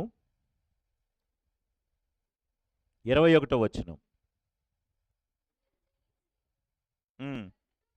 నేను జయించి నా తండ్రితో కూడా ఆయన సింహాసనమందు కూర్చుండి ఉన్న ప్రకారము జయించిన వానిని నాతో కూడా నా సింహాసనమునందు. హల్లెలూయా. ఎట్టి మహిమండి ఇది? ఒకసారి చప్పట్లు కొట్టి దేవుని మహిమపరుద్దామా? ఎటువంటి మహిమండి ఇది? ఈ జయించిన వారికి ఎటువంటి మహిమ ఉందండి? ఆయనతో కూడా ఆయన సింహాసనమందు కూర్చుండి ఉండేటటువంటి గొప్ప మహిమని ఆయన మనకిచ్చాడు. ఆమేన్. హల్లెలూయా. అంటే ఆత్మ నియమములో నుంచి మనము ఒకటి ఒకటి ఒకటి ఒకటి వరాలను తీసుకుంటూ చివరికి పరిశుద్ధాత్మ యొక్క వరము కూడా మనం పొందుకొని పరిశుద్ధాత్ముని ద్వారా విజ్ఞాపనలు, యాచనలు ఇవన్నీ కూడా తండ్రికి ఆయనే చేస్తూ ఉన్నాడు. ఇక్కడ ఇంకొక మాట మీకు చెప్పాలి. తండ్రి యొక్క భాష ఏదో మనకు తెలుసా? తండ్రి యొక్క భాష ఏదో అంటే ఏ రీతిగా విజ్ఞాపనం చేస్తే ఆయన సన్నిధానానికి చేరుతుందో మనకి తెలుసా? తెలియదు. అందుకని ఇక్కడ పరిశుద్ధాత్మ దేవుడు మనకి అవసరం. అంటే గూగుల్ లాంగ్వేజెస్ ఇప్పుడు మనకి ఎలా ఉపయోగంగా ఉన్నాయి? ఇప్పుడు హిబ్రూ భాషలో బైబిల్ ఓపెన్ చేసి ఇప్పుడు మనకి కొత్తగా వచ్చిన ఆర్టిఫిషియల్ ఇంటెలిజెన్స్ ద్వారా దాని మీద క్లిక్ చేసి దీన్ని తెలుగులోకి మార్చండి అని గూగుల్ ట్రాన్స్లేట్లోకి వెళ్ళి కొట్టామనుకోండి, అది మొత్తం తెలుగులోకి. అలాగే మన పరిశుద్ధాత్ముడు గూగుల్ ట్రాన్స్లేటర్, మొట్టమొదటి గూగుల్ ట్రాన్స్లేటర్ అనమాట ఆయన. మన భాషని ఆయన దగ్గరికి వెళ్ళేటప్పటికి మార్చేసి మన భాష ఏదైతే ఉన్నదో అది మన ఉద్దేశం ఏదైతే ఉన్నదో కొన్నిసార్లు నిజానికి మన ఉద్దేశాన్ని కూడా మనం కరెక్ట్గా ఎక్స్ప్రెస్ చేయలేం కదా. కానీ పరిశుద్ధాత్మ దేవుడు మనలో ఉన్న ఆత్మదేవుడు గనుక ఆయన మన ఉద్దేశాన్ని సక్రమంగా గ్రహించి మన జీవితానికి ఏం కావాలో ఆయనకి తెలుసు మనకన్నా ఎక్కువగా. అందుకనే ఈ ఉద్దేశాన్ని సక్రమంగా దేవుని దగ్గరికి తీసుకొని వెళ్ళగలిగిన వాడై ఉన్నాడు. మన నిమిత్తం ఇంకా మాట్లాడగలిగిన వాడుగా ఉన్నాడు. మన విజ్ఞాపనములను దేవుని సన్నిధికి చేర్చగలిగిన వాడుగా ఉన్నాడు. దేవునికి స్తోత్రం కలుగునుగాక. హల్లెలూయా, హల్లెలూయా. దేవునికి స్తోత్రం. తర్వాత ఇట్లుండగా ఏమందుము? చదవండి అమ్మా. మన పక్షముగా ఉండగా మనకు విరోధి ఎవడు? తన సొంత కుమారుని అనుగ్రహించుటకు వెనుక తీయక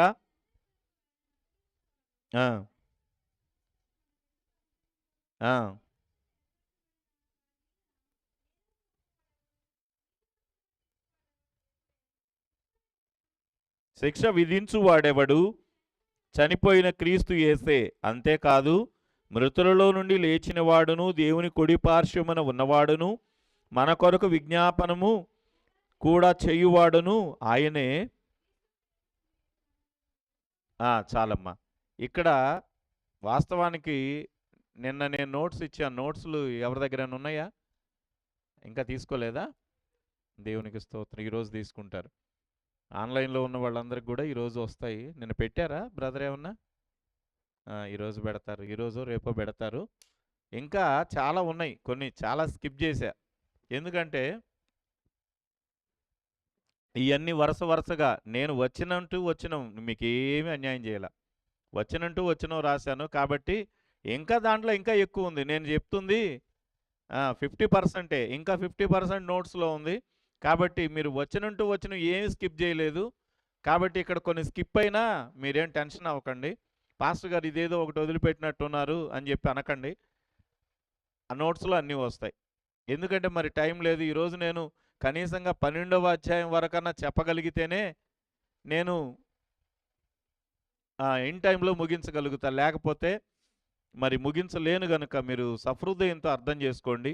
దేవుని చిత్తమైతే ఇంకా రాబోయే రోజుల్లో ఇంకా దాన్ని ఎలా ఇన్ టైంలో పూర్తి చేయాలి అనే ఆలోచన కలిగి దాన్ని ఇంకా కుదించి దాన్ని పూర్తి చేద్దాం. దేవునికి స్తోత్రం కలుగునుగాక. ఇక్కడ అంటాడు, ఇట్లుండగా ఏమందుము, దేవుడు మన పక్షమునుండగా మనకు విరోధి ఎవడు? తన సొంత కుమారుని అనుగ్రహించుటకు వెనుక తీయక మన అందరి కొరకు ఆయనను అప్పగించినవాడు, ఆయనతో కూడా సమస్తమును. హల్లెలూయా.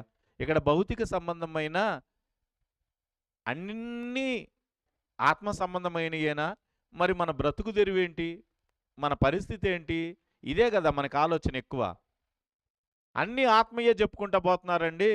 ఇక్కడ శరీరానికి కూడా కొద్దిగా కావాలిగా అని అంటే ఒకే మాట చెప్పాడు పౌలు గారు. దాని గురించి విస్తృతంగా మాట్లాడలేదులే కానీ ఒకే మాట చెప్పాడు, మీకు క్రీస్తు యేసు ప్రభు ఉన్నాడు, ఆయన మీకు చాలిన దేవుడు.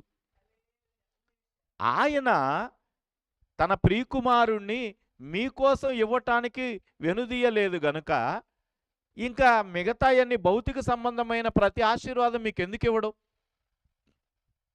అంటే అసలైన దాన్నే ఇచ్చినవాడు దీన్ని ఇవ్వటం పెద్ద పనా? రోజు ఆహారం ఇవ్వటం, వస్త్రాలను ఇవ్వటం, లేకపోతే ఏదైనా మీకు అవసరమైన దాన్ని ఇవ్వటం ఆయనకేమన్నా పెద్ద పనా? అందుకని అంటాడు కదా, శ్రమ అయినను, బాధ అయినను, హింస అయినను, కరవైనను, వస్త్రహీనత అయినను, ఉపద్రవమైనను, ఖడ్గమైనను మనల్ని ఎడబాపునా. అంటే క్రీస్తు యేసు ప్రభువునకు తెలుసు నువ్వు శ్రమలో ఉన్నావు, నువ్వు వస్త్రహీనుడు అయి ఉన్నావు, నువ్వు ఆకలితో ఉన్నావు, అన్నీ తెలుసు. ఆయననే అసలు అనుగ్రహించిన వాడు, ఆయనతో కూడా మిగిలిన వాటినన్నిటినీ ఎందుకు నీకు అనుగ్రహించడు? ఎందుకు ఇంత చిన్నగా ఆలోచిస్తున్నావు నువ్వు? అందుకనే మనము దినమెల్లా నిన్ను బట్టి దినమెల్లా మేము వధింపబడిన వారము, వధకు సిద్ధమైన గొర్రెలమని మేము ఎంచబడిన వారం. ఈ రీతిగా మనం ఆలోచిస్తే చాలు. ప్రభువా, నీకోసం మేము వధించబడిన వారమై ఉన్నాము, వధకు సిద్ధమైన, అంటే నీకోసం చావైనా సరే బ్రతుకైనా సరే అనే ఒక స్థిరమైన తీర్మానంలో ఉన్నప్పుడు ఏది కూడా నీ యొద్దకు రాదు. నీకు ఏది అవసరమో అవన్నీ కూడా అనుగ్రహించబడతాయి అని చెప్తారు. అంతేకాదు, దేవుని చేత ఏర్పరచబడిన వారి మీద నేరము మోపువాడెవడు? నీతిమంతులుగా దేవుడే, చనిపోయిన క్రీస్తు యేసే. ఇక్కడ వరకు ఆగుదాం. ఇక్కడ ఒక మాట చెప్పబడింది. ఒక వ్యక్తి దేవుని కొరకు ఏర్పాటైతే అతనిని చాలామంది విమర్శించేవారిలాగా ఉంటారు. ఎంచుకోక భలేవాడిని ఎంచుకున్నాడులే దేవుడు, నిన్నటిదాకా ఈడు పచ్చిబూతులు మాట్లాడాడు, నిన్నటిదాకా త్రాగుబోతు, నిన్నటిదాకా తిరుగుబోతు, లేకపోతే నిన్నటిదాకా వీడి జీవితం అంతా పాప మయమైంది అని చెప్పి చాలామంది విమర్శించేవారిలాగా ఉంటారు. అందుకనే పౌలు గారు కొరింథీయులకు రాసిన పత్రికలో ఇటువంటి సంగతులు చాలా చెప్పారు. ఏమిటి అని అంటే, ఒకడు బోధ చేస్తున్నప్పుడు మిగతా వాళ్ళందరూ కూడా ఇతని బోధ ఎందుకు కొరగాదు అని అంటారు, లేకపోతే ఇతని భక్తి ఏం భక్తి అంటారు, ఇతని మాటలు ఎటువంటి మాటలు అని అంటారు. ఇదిగో పలానా వ్యక్తి బోధించినట్లుగా ఇతని మాట వెంట మాట చెప్పలేకపోతున్నాడు అని అంటారు. కొంతమంది సరైన ఉపమానాలు తీసుకోలేకపోతున్నాడు ఇతను అని అంటారు. కొంతమంది ఇతను వాక్యాన్ని తగ్గించి చెబుతున్నాడు అని అంటారు. కొంతమంది ఇతని స్థాయిని మేము అందుకోలేకపోతున్నాం అని అంటారు. అంటే ఇటువంటి వాళ్ళందరూ కూడా ఎప్పుడు సమాజంలో ఉన్నారు. ఒక బోధకుడు బోధించేటప్పుడు అతనిని అవహేళన చేయటం లేదా అతనికి తీర్పు తీర్చటము అనేది చాలామంది చేసే పని. ఇక్కడ అంటాడు కదా, ఈ యొక్క వాక్యంలో పౌలు గారు అంటాడు కదా, తీర్పు తీర్చటం అనేది మన పని కాదు, దేవుడే తీర్పు తీరుస్తాడు. మనకి ఆ పని లేదు. ప్రతి ఒక్కళ్ళని మనం ఎప్పుడు కూడా విమర్శించకూడదు. అయితే సద్విమర్శ అనేది చేయకపోతే, విమర్శించకపోతే, ఒకడు బలహీనతలతో, అంటే ఒకడు వాక్యం తెలియకుండానే బోధిస్తున్నాడండి. ఇప్పుడు బోధించేవాడిని మనం మందలించాలి. ఎలా మందలించాలి మరి? దేవుని యొక్క వాక్యమేమో నువ్వు వాళ్ళకి తీర్పు తీర్చొద్దు అని చెప్తుంది. ఎవరైతే వాడిని దేవుని కొరకు బోధకుడుగా లేపుకున్నవాడు దేవుడే కాబట్టి వాడు బోధ చేస్తున్నాడు, వాడి మీద మనం ఏం మాట్లాడొద్దు. అయితే వాడు తప్పుడు బోధ చేస్తున్నాడు, ఇప్పుడు మనం ఏం చేయాలి తెలిసి? మరి చెప్పాలా చెప్పకూడదా? చెప్పండి.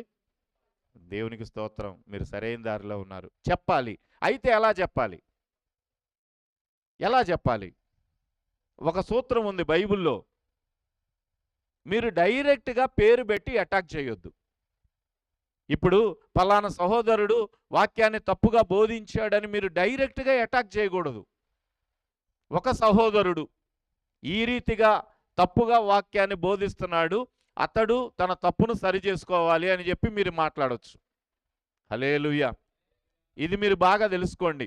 బోధకులు కాబోతున్న మీరు ఏ ఒక్క బోధకుడిని పేరు ఎత్తి టార్గెట్ చేయొద్దు. పేరెత్తొద్దు. కానీ ఒక సేవకుడు అని మాట్లాడండి. మళ్ళా వాళ్ళ ఊరు గురించి, వాళ్ళ ప్రాంతాల గురించి మీకు అనవసరం. ఒక సేవకుడు ఈ రీతిగా వచనమెత్తి, ఆ వాక్యమెత్తి చెప్పండి, తప్పులేదు. ఇదిగో ఈ రీతిగా తప్పుగా బోధిస్తున్నాడు, ఇతను తప్పు దారిలో ఉన్నాడు, అక్రమమైన మార్గాల్లో, అక్రమమైన పద్ధతుల్లో ఉన్నాడని చెప్పండి, తప్పులేదు. కానీ అతని పేరు ఎత్తొద్దు. అందుకనే పౌలు యొక్క గొప్పతనం ఏంటంటే, ఇటువంటి తప్పులు చేసే వాళ్ళందరి తప్పులు ఆయన మీద, ఆ పక్కన ఉన్న వాళ్ళ మీద వేసి మాట్లాడతాడు. అందుకనే కొరింథీ సంఘానికి వచ్చినప్పుడు ఆయన అపోల్లో మీద కొన్ని నేరాలు ఉన్నట్టుగా మాట్లాడతాడు. ఆయన ప్రసంగం మీదే, ఈ ప్రసంగం ఎందుకు కొరగానిదని ఒకడు అంటాడని చెప్పి ఆయన మీదే మాట్లాడతాడు. ఇవన్నీ వాస్తవానికి వాళ్ళ గురించి వచ్చినవి కాదు, వేరే వ్యక్తుల గురించి వచ్చినప్పుడు వారి మీద, వారి పేరు చెప్పడానికి ఇష్టం లేనప్పుడు తాను తన అనుచరుల యొక్క పేర్లు ఇక్కడ ఉదహరించడం మనం చూస్తాం. కాబట్టి క్రైస్తవ సంఘమా, దేవుని బిడ్డలారా, మీరు రేపు దేవుని సేవకులు కాబోతున్నారు కనుక మీరు కూడా ఏ ఒక్క వ్యక్తిని టార్గెట్ చేయొద్దు. ఈరోజు అలా టార్గెట్ చేసే వాళ్ళ వీడియోలు మాత్రం లైకులు, షేర్లు వెళ్తున్నాయి. ఎవరైతే సామరస్యంగా మాట్లాడతారో వాళ్ళ వీడియోలు ఎవరు చూడరు, వాళ్ళ థంబ్నెయిల్స్ కూడా చూడరు. ఎవడైతే సర్కాస్టిక్గా పెడతాడో, కొంత మసాలా ఉండాలి, ఆ మసాలా పెడితేనే చూస్తారు. కాబట్టి ఆ మసాలా జోలికి మనం పోవద్దు. మనం శాకాహారం కనుక మాంసాహారం జోలికి మనం పోవద్దు. ఎక్కువ టార్గెట్ చేసి వాళ్ళ గురించి మనము మాట్లాడొద్దు. అందుకనే దేవుడే ఎవరినైతే నిర్ణయించాడో వాళ్ళ గురించి మీరు ఖచ్చితంగా ఎదురు చెప్పేవాళ్ళలాగా, ప్రభువా పోయి ఇటువంటి సేవకుడిని ఇక్కడ లేపావు ఎందుకు అని అంటే, ఇక్కడ మీరు గమనించండి, ఫరోని కూడా దేవుడు ఎంచుకున్నాడు. ఫరో హృదయం ఎందుకు కఠినపరచబడింది? దేవుని యొక్క శక్తి అంటే ఏంటో తెలియాలంటే ఫరో హృదయం కఠినపరచబడాలి. 10 తెగుళ్ళు అక్కడ ఎందుకు వచ్చినాయి, సూచక్రియలు ఎందుకు వచ్చినాయి అనంటే, ఇశ్రాయేలు ప్రజలు దేవుని మహిమని చూడాలి, ఐగుప్తు ప్రజలు దేవుని మహిమను చూసి లోబడాలి, భయపడాలి. అందుకనే వాళ్ళు బంగారం తీసుకొని వాళ్ళని దోచుకొని వాళ్ళు వెళ్తున్నప్పుడు వాళ్ళు మౌనంగా ఊరుకున్నారు. ఐగుప్తుల దగ్గర దోచుకొని వాళ్ళు వెళ్ళిపోయారు. ఎందుకు అని అంటే, వాళ్ళు ఇంకా వాళ్ళకి భయపడి కొంత కానుకలుగా ఇచ్చి పంపించేశారు. ఎందుకు అని అంటే, అక్కడ మనం గమనించగలం, దేవుని భయం ఐగుప్తీయుల్లోకి వచ్చింది. ఇశ్రాయేలు ప్రజలు దేవునికి లోబడటానికి, ఎందుకంటే వాళ్ళు లోబడనొల్లని ప్రజలు. లోబడాలంటే ఒక కార్యం 2 కార్యాలు కాదు, 10 కార్యాలు చేయాల్సి వచ్చింది. వాళ్ళ మనసు ఎంత కఠినమైనది అని అంటే, నేను చెప్పాను కదా నిన్న, సమస్త మతాల యొక్క మత గ్రంథాలు అప్డేట్ చేయబడినవి, కానీ వాళ్ళు అప్పటి నుంచి ఇప్పుడు దాకా, ధర్మశాస్త్రం ఇవ్వబడినప్పటి నుంచి ఇప్పుడు దాకా ఒక్క ఆజ్ఞ కానీ ఒక్క మాట కానీ మార్చేదే లేదు. అందుకంటే ఏదైనా పురాతనమైంది ఏదైనా ఉంది అని అంటే వాళ్ళదే, యోధా మతం తప్ప ఇంకేది లేదు ప్రపంచంలో. అటువంటి వాళ్ళు అనమాట వాళ్ళు. దేవునికి స్తోత్రం కలుగును గాక. అందుకనే ఫరోని కూడా దేవుడు వాడుకుంటాడు. అతను హృదయం కఠినపరచబడబట్టే దేవుడు అన్ని సూచక్రియలు చేశాడు. దేవుడు ఎవరిని వాడుకుంటాడు? పోయి మోషని ఫరోని వాడుకున్నావేంటి ప్రభువా అని చెప్పి మనం అడగొచ్చా? ఎందుకు వాడుకోవాలో నాకు తెలుసు. నెబుకద్నెజరుని దేవుడు వాడుకున్నాడు తెలుసా? కోరెష్ను వాడుకున్నాడు. అనగా ఒకానొక సమయంలో నెబుకద్నెజరుని నా సేవకుడు అని పిలిచాడు బైబిల్లో. ఆశ్చర్యం అన్నమాట. నా మాట వినేవాడు నా సేవకుడు అన్నాడు. శత్రు రాజులందరినీ కూడా దేవుడు వాడుకున్నవాడుగా ఉన్నాడు. ఎందుకు పోయి ఇటువంటి వాళ్ళని ఎంచుకున్నావు ప్రభువా అని అంటే, దేవుని చిత్తములో ఎవరినైతే ఎంచుకోవాలో, ఏ ప్రజల్ని రక్షించాలో, ఎలా రక్షించాలో, ఎలా ఒక వ్యక్తిని లేపుకోవాలో దేవునికి తెలుసు గనక మనం ఏది పడితే అది మాట్లాడేదానికి లేదు. కనుక మనము ఎవరినైనా అటాక్ చేయాలి అంటే మనము ముందు అతను దేవుని చేత దేవుని చిత్తము వలన నియమింపబడిన వాడని ఎరిగి మనం కొంచెం మౌనంగా ఉంటే మంచిది. దేవునికి స్తోత్రం. ఇంకొక విషయం ఇక్కడ నేను చెప్పి ఈ యొక్క అధ్యాయాన్ని ముగిస్తాను. చనిపోయిన క్రీస్తు యేసే, అంతేకాదు మృతులలో నుండి లేచిన వాడును దేవుని కుడి పార్శ్వమున ఉన్నవాడును మన కొరకు విజ్ఞాపనము కూడా చేయువాడును ఆయనే. ఇక్కడ రెండు మాటలు. మన కొరకు విజ్ఞాపనము చేసేవాడు, దేవుని కుడి పార్శ్వమున ఉన్నవాడు. ఇప్పుడు ఒక వ్యక్తి ఎవరైనా కూడా హయ్యర్ అఫీషియల్, ఇప్పుడు రేవంత్ రెడ్డి ఎవరైనా ఒక వ్యక్తి మాట వినాలనుకోండి, చంద్రబాబు నాయుడు ఒక వ్యక్తి మాట వినాలనుకోండి, ఎవరి మాట వింటాడు? ఎవరైతే ఆయనకి కుడి చేయిగా రైట్ హ్యాండ్ అంటామే, ఎవరి మాటలైతే ఎక్కువ వింటాడో ఆయన రైట్ హ్యాండ్ అంటాం. అవునా? అంటే కుడి ప్రక్కనే కూర్చొని ఉండే వ్యక్తి అంటే రైట్ హ్యాండ్, అంటే కుడి చేయిలాగా పనిచేసే వ్యక్తి. తన ఆలోచనలు పంచుకోవటానికి కానీ, లేకపోతే తన అధికారాన్ని పంచుకోవటానికి కానీ, తన మనసులో మాట చెప్పుకోవటానికి కానీ యోగ్యమైన వ్యక్తి కుడి పార్శ్వమున ఉంటాడు. అలాగే మన ప్రభువైన యేసుక్రీస్తు వారు తండ్రి యొక్క కుడి పార్శ్వంలో ఉన్నారు గనక ఇప్పుడు ఆయన ఏం చేస్తారనంటే మన కోసం తండ్రికి, అంటే ఆయన పక్కన కూర్చున్నప్పుడల్లా ఏం చెప్తూ ఉంటారు? మన నిమిత్తమై, ఆత్మానుసారంగా నడుస్తున్న మన నిమిత్తమై ఆయనలో ఎంతమంది అయితే నిలిచి ఉన్నామో, ఆయన బిడ్డలుగా ఎంతమంది అయితే ఉన్నామో, ఆయన వారసులుగా ఎంతమంది అయితే ఉన్నామో మన గురించి ప్రమోట్ చేస్తూ ఉంటారు. నాయనా, ఇదిగో నువ్వు నన్ను ఎలాగైతే కన్నావో మరి నేను కూడా అనేక మందిని కన్నాను ప్రభా లోకంలో, మరి వారి సంగతి ఏంటి? కొద్దిగా వాళ్ళని కూడా చూసుకో, పలానా వ్యక్తి గురించి చూసుకో, పలానా మనిషి గురించి నువ్వు చూసుకో అని ఎప్పుడు కూడా తండ్రికి రిఫర్ చేసేలాగా ఉంటారు. ఎప్పుడైతే కుడి పార్శ్వమున ఉంటాడో వాళ్ళ మాట వినే అవకాశం ఉంది, కానీ దూరంగా ఉండే వాళ్ళ మాట వినటానికి అవకాశం ఉందా? ఎప్పుడు కూడా మీరు గుర్తుంచుకోండి, ఒక వ్యక్తి గొప్ప స్థాయిలో ఉంటే అతని పక్కన కుడి చేతి వ్యక్తి ఎవరైతే ఉన్నారో అతని మాటలే దాదాపుగా జరుగుతూ ఉంటాయి. అతని ప్రక్కన ఎవరైతే ఉంటారో వాళ్ళ మాటలే అక్కడ జరగటానికి అవకాశం 100కి 100% ఉంటుంది. అందుకనే ఇక్కడ పౌలు గారు ఏం చెప్తాడనంటే, క్రీస్తు యేసు ప్రభువారు దేవుని యొక్క కుడి పార్శ్వంలో ఉన్నారు గనక మన నిమిత్తము ఎల్లప్పుడూ విజ్ఞాపనం చేస్తాడు. ఆయన ఏదో కూర్చొని సరదాగా రక్షణ కార్యం చేశాను, అయిపోయింది ప్రభువా, తండ్రి ఎంత కష్టపడ్డానో భూలోకంలో,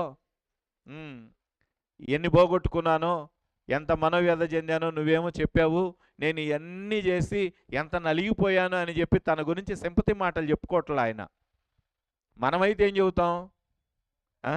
మనం పడ్డ శ్రమ, మనం పడ్డ కష్టం, మనం పడ్డ బాధ, ఎన్ని కొరడాలు కొట్టారో, ఎలా మేకులు కొట్టారో, ఎలా ములుకోళ్ళ చేత చీల్చారో, ఇవన్నీ కథలుగా స్టోరీలుగా తండ్రికి చెబుతాం. మనమే నిజానికి తండ్రి పక్కకి వెళ్తే, తండ్రి సముఖంలోకి వెళ్ళినా కూడా మనం అదే చెబుతాం. కానీ యేసుక్రీస్తు ప్రభువారు అది చెప్పట్లేదు. మన నిమిత్తమై ఆయన విజ్ఞాపనం చేస్తూ, అంటే మనల్ని జ్ఞాపకం చేస్తూ ఉన్నాడు. దేవునికి స్తోత్రం కలుగునుగాక. ఇట్టి యేసుక్రీస్తు ప్రభు మనకున్నప్పుడు ఏ భౌతిక సంబంధమైన ఆశీర్వాదాల గురించి అయినా ఇంకా ఎందుకు ఆలోచించాలి? ఎందుకు అనంటే అవన్నీ కూడా మనకు అనుగ్రహించబడి ఉన్నవని ఎరిగి మనము ధైర్యముతో ఆయన్నే ఇచ్చాడు గనక ఆయనతో ఇచ్చిన వాడు సమస్తమును మనకి ఇచ్చాడని ఎరిగి మనం బహుధైర్యంగా ఉండాలి. ఆమేన్. చివరిగా 37వ వచనము నుంచి 39వ వచనం వరకు.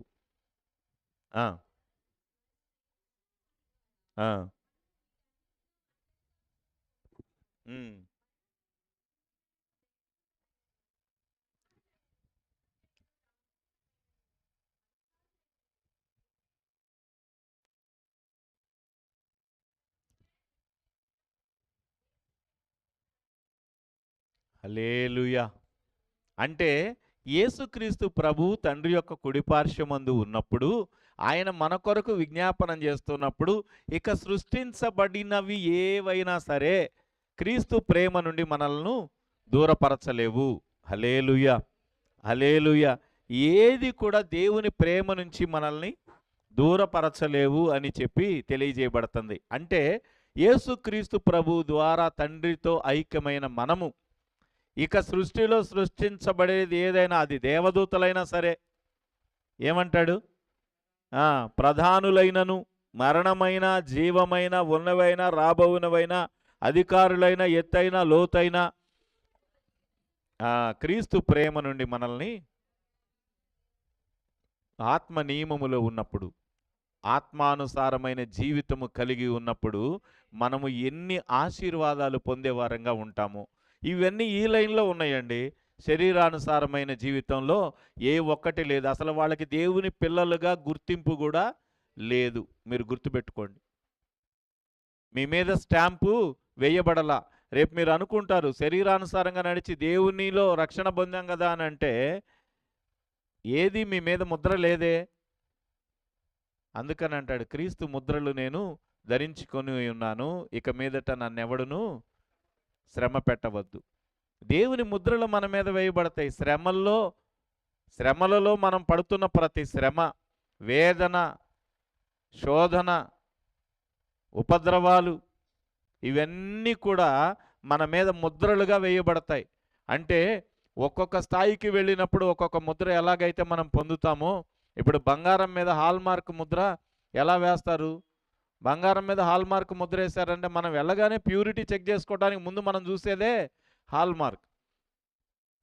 అప్పుడు అది 22 క్యారెట్స్ అన్నట్టు లెక్క. ఆ ముద్ర లేకపోతే ప్యూర్ అన్నట్ట కాదు. ఇక్కడ అలాగే మనము కూడా ఈ ముద్ర వేయబడతాం అన్నమాట. ప్రతి చోట మనం ముద్రలు వేయబడతాము. క్రీస్తు ముద్ర మన మీద ఉన్నప్పుడు ఇక ఏది కూడా మనల్ని క్రీస్తు ప్రేమ నుండి ఎడబాపలేదు. ఎన్ని ఆశీర్వాదాలు! ఆయన వారసులుగా ఉన్నాం, ఆయన దత్తపుత్రాత్మని పొందుతాం, ఆయన పరిశుద్ధాత్మని పొందుతాం. పరిశుద్ధాత్మ కూడా శరీరానుసారుల కోసం లేడండి. పరిశుద్ధాత్ముడు శరీరానుసారుల కోసం కాదు, ఆత్మానుసారుల కోసమే ఆయన ఇవ్వబడ్డాడు. అందుకనే ఆయన మన కోసం పనిచేసేవాళ్ళలాగా ఉంటాడు, కానీ శరీరానుసారుల కోసం వాళ్ళు ప్రార్థన చేసుకున్నా ప్రయోజనమేమీ లేదు. హల్లెలూయా. కనుక ఇంతటితో ఈ యొక్క 8వ అధ్యాయాన్ని ముగిద్దాం. వాస్తవానికి ఇంకా చాలా సబ్జెక్ట్ ఉంది, కానీ దీనిలో మరి మనం స్కిప్ చేయకపోతే మనం ముందుకు వెళ్ళలేం కనుక దీన్ని ముగిస్తూ ఉన్నాను. మరలా 9వ అధ్యాయంలోనికి వెళదాం. నాకు బహుదుఃఖమును మానని వేదనయు కలవు, క్రీస్తునందు నిజమే చెప్పుచున్నాను, అబద్ధమాడుట లేదు, సాక్ష్యమిచ్చుచున్నది. సాధ్యమైన ఎడల దేహ సంబంధులైన సహోదరుల కొరకు నేను క్రీస్తు నుండి వేరై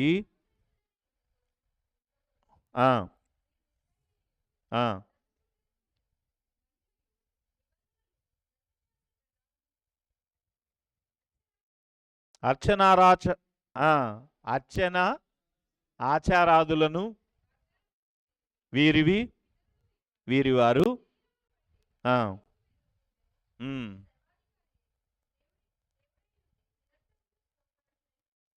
ఆమేన్. హల్లెలూయా, హల్లెలూయా. ఇక్కడ ఈ యొక్క వచనం యొక్క అధ్యాయం యొక్క స్పెసిఫికేషన్ ఏమిటి అని అంటే 9వ చాప్టర్ ఏం తెలియజేస్తుందంటే కన్సర్న్ ఫర్ ఇజ్రాయెల్ వారి కొరకై ఆందోళన, ఇశ్రాయేలీల కొరకై ఆందోళన అనే విషయాన్ని ఈ యొక్క 9వ అధ్యాయము తెలియచేస్తుంది. కనుక ఇక్కడ ఒక మాట చెప్తున్నాడు, క్రీస్తులు నిజమే చెప్పుచున్నాను, అబద్ధమాడుట లేదు, నా హృదయములో దుఃఖమును ఎల్లప్పుడూ మానని వేదనయు కలవు. ఇది జ్ఞానోదయమైన మనస్సుతో ఉన్న నా మనస్సాక్షి మరియు పరిశుద్ధాత్మ కూడా కలిపి నాతో సాక్ష్యం పలుకుతుంది అని అంటున్నాడు. నిజానికి ఇక్కడ ఒక పదాన్ని వాడాడు, జ్ఞానోదయమైన మనస్సుతో. అంటే ఇవన్నీ కూడా యాంప్లిఫైడ్లో ఉంటాయి. మళ్ళీ ఇది ఎక్కడ వచ్చింది అని మీరు అడగండి. ఇవన్నీ హిబ్రూ లాంగ్వేజ్లో లేదా యాంప్లిఫైడ్లో ఇలా కొన్ని భాషల్లో ఉన్న బైబిల్లో ఉంటుందన్నమాట. అంటే ఇక్కడ ఆయన అంధకారమైన మనస్సుతో కాదు, కానీ జ్ఞానోదయమైన మనస్సుతో అని రాయటం మనము చూస్తున్నాం. ఇది చాలా దుఃఖంగా ఉంది, నాకు మనోవేదనగా ఉన్నది. ఎందుకు అని అంటే ఇశ్రాయేలీల్లో నేను కూడా ఒకణ్ణి అన్నాడు. రోమీయులకు రాసిన పత్రిక 11వ అధ్యాయం 1వ వచనములో ఆయన తన వృత్తాంతాన్ని తెలియజేస్తారు.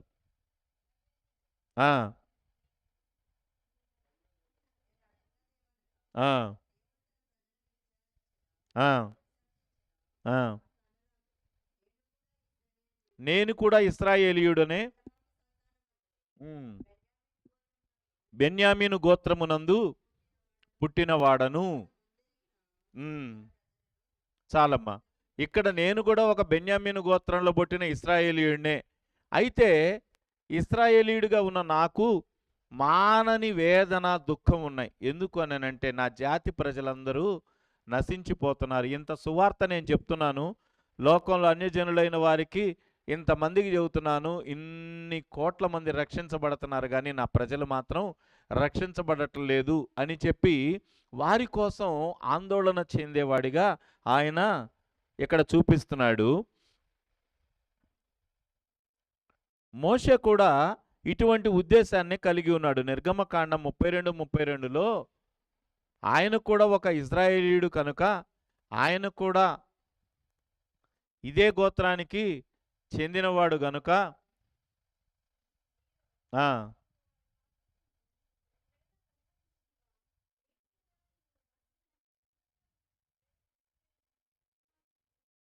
ఉమ్, చాలు చాలు. ఆయన కూడా లేవి గోత్రంలో పుట్టిన ఒక ఇశ్రాయేలీయుడు కనుక ఆయన కూడా మనోవేదన పడుతున్నాడు. ఏమిటి అని అంటే, ఇశ్రాయేలీల పాపమును పరిహరింపుము, లేని ఎడల నీవు రాసిన నీ గ్రంథములో నుండి నా పేరు. ఆయనకు కూడా ఇదే మనోవేదన. అదే మనోవేదన ఇక్కడ పౌలు గారిలో మనం చూస్తున్నాం. ఏమిటి అని అంటే, అందరూ మారుతున్నారు కానీ ఇజ్రాయేలీలు మారట్లేదు. ఎందుకనంటే మరి ఇజ్రాయేలీల్లో ఉన్న వారికి ఇంకా ఎక్కువ బాధ. కొంతకాలం సువార్త చేస్తూ పోయిన తర్వాత మీకు వచ్చే బాధ ఏంటంటే, మీ కుటుంబంలో ఎవరైనా రక్షించబడకపోయినా, లేకపోతే మీ జనాంగంలో ఎవరైనా రక్షించబడకపోయినా మీకు అమితమైన బాధ కలుగుతుంది. ఎందుకు అని అంటే, నేను సర్వలోకాన్ని రక్షిస్తున్నాను, నా మాట విని 200 మంది, 300 మంది, 500 మంది రక్షించబడి సంఘంగా మారారు, కానీ ఇప్పుడు నా ఇంట్లో వాళ్ళే మారట్లేదు అని చెప్పి ఒక దిగులు, దుఃఖం మనకు వస్తాయి. ఆ బాధ మనకు వస్తుంది. అలాగే పౌలు గారు కూడా, నేను అనేక మందిని మారుస్తున్నాను కానీ వీళ్ళు మారట్లేదు. ఎందుకు అనంటే నేను వీళ్ళ నిమిత్తమై బాధ్యత కలిగి ఉన్నాను. ఎందుకు అనంటే మొట్టమొదట దేవుని కొరకైన జనాంగముగా వీళ్ళే ఉన్నారు. ఇక్కడ గమనిస్తే ఏమేమి ఉన్నాయి వీళ్ళ కొరకు అని అంటే, దేవుడు దేవుని జాతిగా మొట్టమొదటగా దత్తత చేయబడిన వారుగా ఉన్నారు. వీళ్ళు వీళ్ళని దేవుడు ఎంచుకోవటానికి కారణం ఏంటంటే, మీరు గమనించండి, అప్పటికే మానవాళి వ్యాప్తి జరుగుతుంది. ఈ వ్యాప్తి జరిగిన వాళ్ళలో సమస్తము కూడా అసలు దేవుడిని మర్చిపోయారు, దేవుడిని విడిచిపెట్టేశారు. ఎవరు కూడా ఇక దేవుడంటే వాళ్ళు కనుగొనలేని విధంగా దేవుణ్ణి దూరపరుచుకున్నారు. అయితే కేవలము యాకోబు అనబడిన ఇశ్రాయేలుగా మారిన వ్యక్తి సంతానాన్ని మాత్రం దేవుడు జ్ఞాపకం చేసుకొని వాళ్ళు అప్పుడు దేవుని నియమంలో, దేవుని భక్తిలో ఉన్నారు. ఎందుకు అని అంటే ఇక్కడ ఏశావు కూడా తప్పిపోయినట్లుగా చూస్తాం. ఇప్పుడు యాకోబు ఒక్కడే ఉన్నాడు కాబట్టి యాకోబుని, యాకోబు సంతానాన్ని దేవుడు తన జనాంగంగా చేసుకున్నాడు. ఇక నా జాతి ఇది అని అనుకున్నాడు. వీళ్ళని నేను కాపాడతాను అని చెప్పి తనకు తానుగా ప్రమాణం చేసుకున్నాడు. వాళ్ళ పట్ల తన కన్సర్న్ చూపించాడు. కనుక ఇప్పుడు వీళ్ళని దత్తత ఆయన చేసుకున్నాడు. వీళ్ళు అవల, ఆయనే వీళ్ళని దత్తత చేసుకున్నాడు మొట్టమొదటిగా. తర్వాత వీళ్ళందరూ కూడా దేవుని మహిమ మేఘంలో, అంటే షకీనా మేఘంలో నడిచారు. ఎందుకు అని అంటే అక్కడ 40 సంవత్సరాలు అరణ్య ప్రయాణములో వారు పగలేమో మేఘస్తంభములో, రాత్రి అగ్నిస్తంభములు అనగా షకీనా మేఘములో నడిచారు. అంటే 40 సంవత్సరాలు ఒకే మేఘం కింద వాళ్ళు ఉన్నారు అని అంటే ఒక మహిమ మేఘం కింద వాళ్ళు కప్పబడ్డారు. ఎంత ఆశీర్వాదకరమైన వాళ్ళు. ఇంకా నిబంధనలు వారి కొరకే ఏర్పాటు చేయబడినాయి. నిబంధన అనేది అంతకుముందు లేదు. నిబంధన ప్రజలు వాళ్ళు. దేవుడు వాళ్ళతో నిబంధన చేసుకున్నాడు. ఇదిగో నా పేరు పెట్టబడిన నా ప్రజలు అని వారితో నిబంధన చేసుకున్నారు. ఈ విధంగా ప్రపంచములో ఏ ఒక్కరూ కూడా నిబంధన చేయబడలేదు. కేవలం ఇశ్రాయేలీయులనే దేవుడు నిబంధన చేసుకున్నాడు. తర్వాత ఆ, ధర్మశాస్త్రము అనేది వాళ్ళకి ఇవ్వబడింది. మోషే ద్వారా ధర్మశాస్త్రం అనేది ఆయన చేతి వ్రాత కలిగిన పుస్తకము, పలకలు వాళ్ళకి ఇవ్వబడ్డాయి. ఇంకెవరికి కూడా ఇవ్వబడలేదు. దేవునికి స్తోత్రం. అంతేకాదు దేవుణ్ణి ఎలా ఆరాధించాలనేది కూడా వాళ్ళకే చెప్పబడిందంట. అంటే ధర్మశాస్త్రములో నన్ను ఎలా ఆరాధించాలి అనే విషయము కూడా, ఒక దేవుణ్ణి ఎలా ఆరాధించాలనే విషయము వాళ్ళకే తెలియజేయబడింది. ఇంకా ప్రపంచంలో ఎవరికి కూడా తెలియజేయబడలేదు. తర్వాత అర్చన అదే ఎలాగైతే ఆరాధించాలో అదంతా కూడా అర్చనాచారాదులు వాళ్ళ కోసమే ఏర్పాటు చేయబడినవి, తెలియజేయబడినవి. దేవుణ్ణి ఎలా ఆరాధించాలో చెప్పబడింది. తర్వాత వాగ్దానాలు కూడా వారికే ఉన్నాయి. ఎన్ని ఉన్నాయో చూడండి వాళ్ళ కోసం. వాగ్దానాలు ఉన్నాయంట వాళ్ళకి. వాళ్ళని యేసుక్రీస్తు ప్రభువు వీరిలో నుంచే పుడతాడు అనే వాగ్దానము వారి కొరకు ఉన్నది కదా. అలాగే మోషే వాళ్ళలో నుంచి వస్తాడని, లేకపోతే అందరికన్నా గొప్ప వ్యక్తి అయిన యేసుక్రీస్తు ఈ యొక్క జనాంగంలో నుంచే వస్తాడని, దేవుని కొరకై ఏర్పాటు చేయబడిన ప్రజలని, వీరందరికీ కూడా వాగ్దానాలు ఉన్నట్లుగా మనం చూస్తూ ఉన్నాం. తర్వాత పితరులు వీరివారు, యేసుక్రీస్తు కూడా శరీరమును బట్టి వీరిలో పుట్టెను. అక్కడ అంటాడు పితృదేవతలు వీరివారు. నేను మొన్న చెప్పాను, అబ్రహాము, ఇస్సాకు, యాకోబు అనే వాళ్ళని పితృదేవతలుగా చూస్తారు. కాబట్టి మొట్టమొదట జనాంగము అనంటే ఏంటి అనంటే అందరూ కూడా చెప్పుకునే సంగతి ఏంటంటే అబ్రహాము ఉన్నాడు, ఇస్సాకు ఉన్నాడు, యాకోబు ఉన్నాడు. అంటే పితరులు అసలు ఎక్కడి నుంచి చరిత్ర వచ్చిందని చూస్తే వీళ్ళు ముగ్గురునే ప్రపంచమంతా చెప్పుకుంటారు. ఎందుకంటే ప్రపంచానికి మూలం వీళ్ళే గనుక. అయితే ఈ పితృదేవతలు అనబడిన వారు ఎవరిలోంచి వచ్చారు? వీళ్ళలో నుంచే వచ్చారు అని చెప్పి ఇన్ని గొప్పతనాలు వీళ్ళకి ఆపాదించబడి ఉన్నవి అని చెప్పే సందర్భం. దేవునికి స్తోత్రం కలుగునుగాక. హల్లెలూయా. ఇంత గొప్పతనము కలిగి ఉన్న యూదులు దేవుని యొక్క నియమాన్ని మాత్రం తెలుసుకోలేకపోతున్నారు. అది ఏమిటనగా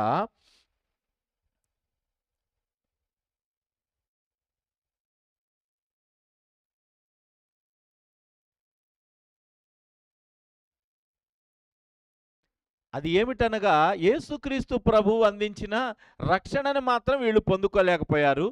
సర్వలోకమంతా రక్షణని అంగీకరించి నమ్మింది. కానీ ఎందుకంటే వాళ్ళలో ఈయన కూడా ఒకడు. ఈయన నమ్మకం ముందు సంఘాన్ని హింసించాడు, చంపాడు, అనేక మందిని శ్రమ పెట్టాడు. కానీ ఈయన మారాడు, యేసుక్రీస్తు దర్శనం వల్ల మారాడు. అందుకని అదే మాటని చెప్తూ, నేను యేసుక్రీస్తు ప్రభు నాతో మాట్లాడినప్పుడు నేను మారాను, అదే రీతిగా నా జనాంగమంతా మారాలి అనే ఆకాంక్ష కలిగినటువంటి వ్యక్తిగా ఉన్నాడు. ఇక్కడ తర్వాత 6, 7, 8, 9 వచనాలు గనక మనం గమనిస్తే, అయితే దేవుని మాట తప్పిపోయినట్టు కాదు, ఇశ్రాయేలు సంబంధులందరూ ఇశ్రాయేలీలు కాదు.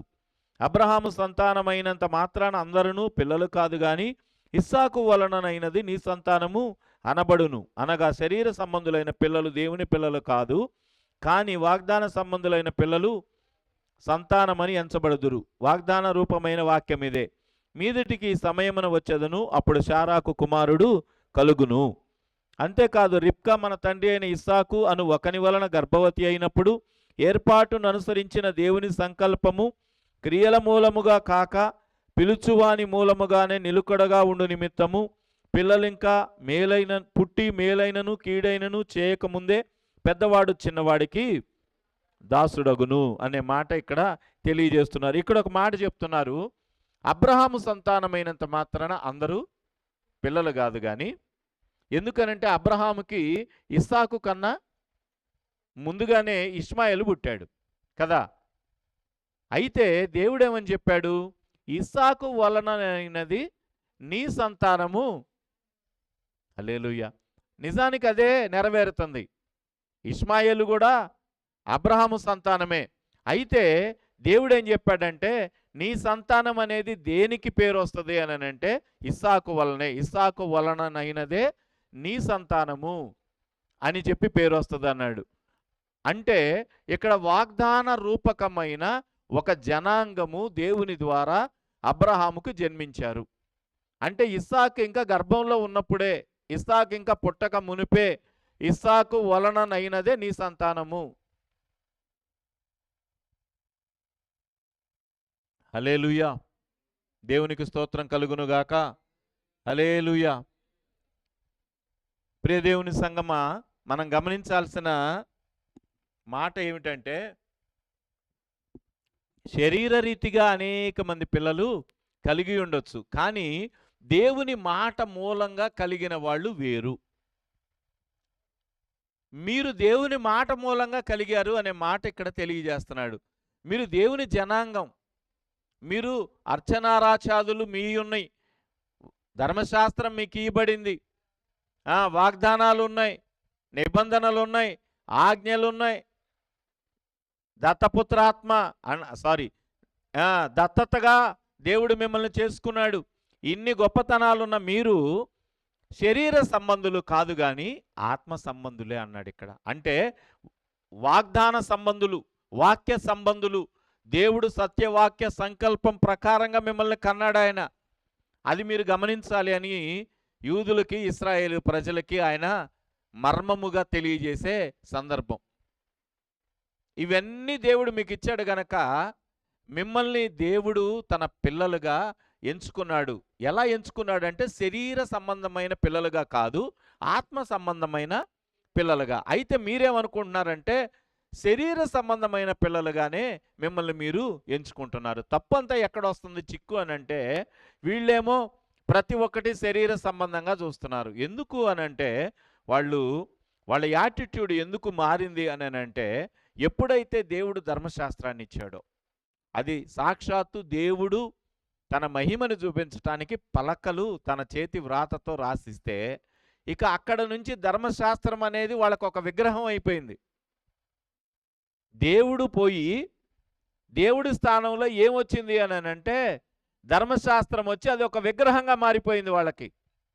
ఇక ఆ విగ్రహాన్ని తీసేయలేకపోతున్నారు. ఆ మాటని ఇక్కడ పౌలు గారు చెప్తూ, మీరు ధర్మశాస్త్రాన్ని ఎందుకు ఆరాధిస్తున్నారు? ధర్మశాస్త్రం ఇచ్చిన దేవుడు కదా గొప్ప, కనుక మీరు మరలా జ్ఞాపకం చేసుకోండి, ఇదిగో మీరందరూ కూడా వాగ్దాన రూపకమైన వారు, వాగ్దానాలను బట్టి కన్నాడు. అందుకని ఇక్కడ అంటున్నాడు, ఇస్సాకు వలననైనదే నీ సంతానము. ఇస్సాకు పుడతాడు, ఇస్సాకు ద్వారా ఎవరైతే పుడతారో వాళ్లే నీ సంతానం, కానీ ఇష్మాయేలు కానీ ఇష్మాయేలు ద్వారా పుట్టిన వాళ్ళు కానీ నీ సంతానం కాదు. అంటే మీరు వాగ్దానంలో నుంచి పుట్టారు, దేవుని పలుకులో నుంచి పుట్టారు, కానీ శరీరమును బట్టి కాదు. కాబట్టి మీరు ఇచ్చిన ధర్మశాస్త్రాన్ని కాదు, అది ఇచ్చిన దేవుణ్ణి మీరు గణపరచండి అని చెప్పి ఇక్కడ చెబుతూ ఉన్నట్లుగా మనం చూస్తాం. అందుకనే పిల్లలు ఇంకా పుట్టి మేలైనను కీడైనను చేయకముందే పెద్దవాడు చిన్నవాడికి దాసుడగును. ఇందును గూర్చి నేను యాకోబును ప్రేమించి తిని ఏశావును ద్వేషించి తిని. నిజంగా ఏశావును ద్వేషించటానికి, యాకోబును ప్రేమించటానికి ఏదైనా కారణాలు ఉన్నాయా చెప్పండి? యాకోబుని ప్రేమించటానికి ఏంటి కారణం? ఏశావుని ద్వేషించటానికి ఏంటి కారణం? ఇంకా అసలు వాళ్ళు అప్పటికి ఇంకా గర్భంలో కూడా పడలేదు, ఇంకా అప్పటికి పుట్టలేదు. ఎందుకు దేవుడు ఈ రీతిగా ఒకళ్ళని ద్వేషించి ఒకళ్ళని ప్రేమించాడు చెప్పండి? ఎందుకు అన్నాడు? ఎందుకు ఇటువంటి శాపం వచ్చింది? దేవుని యొక్క వాగ్దానము కాబట్టి. అంటే దేవుడు ఎవరిని ప్రేమిస్తాడో వాళ్ళని ప్రేమిస్తాడు, ఎవరిని శిక్షిస్తాడో వాళ్ళని శిక్షిస్తాడు. కనుక దేవుని యొక్క న్యాయ విధిని ఇది తప్పు అని కానీ ఇది కరెక్ట్ కాదు అని కానీ మానవులుగా మనం డిసైడ్ చేయలేం. మానవులుగా మనం డిసైడ్ చేయలేం. మన న్యాయ విధిని పెట్టి దేవుని యొక్క న్యాయాన్ని డిసైడ్ చేయలేం.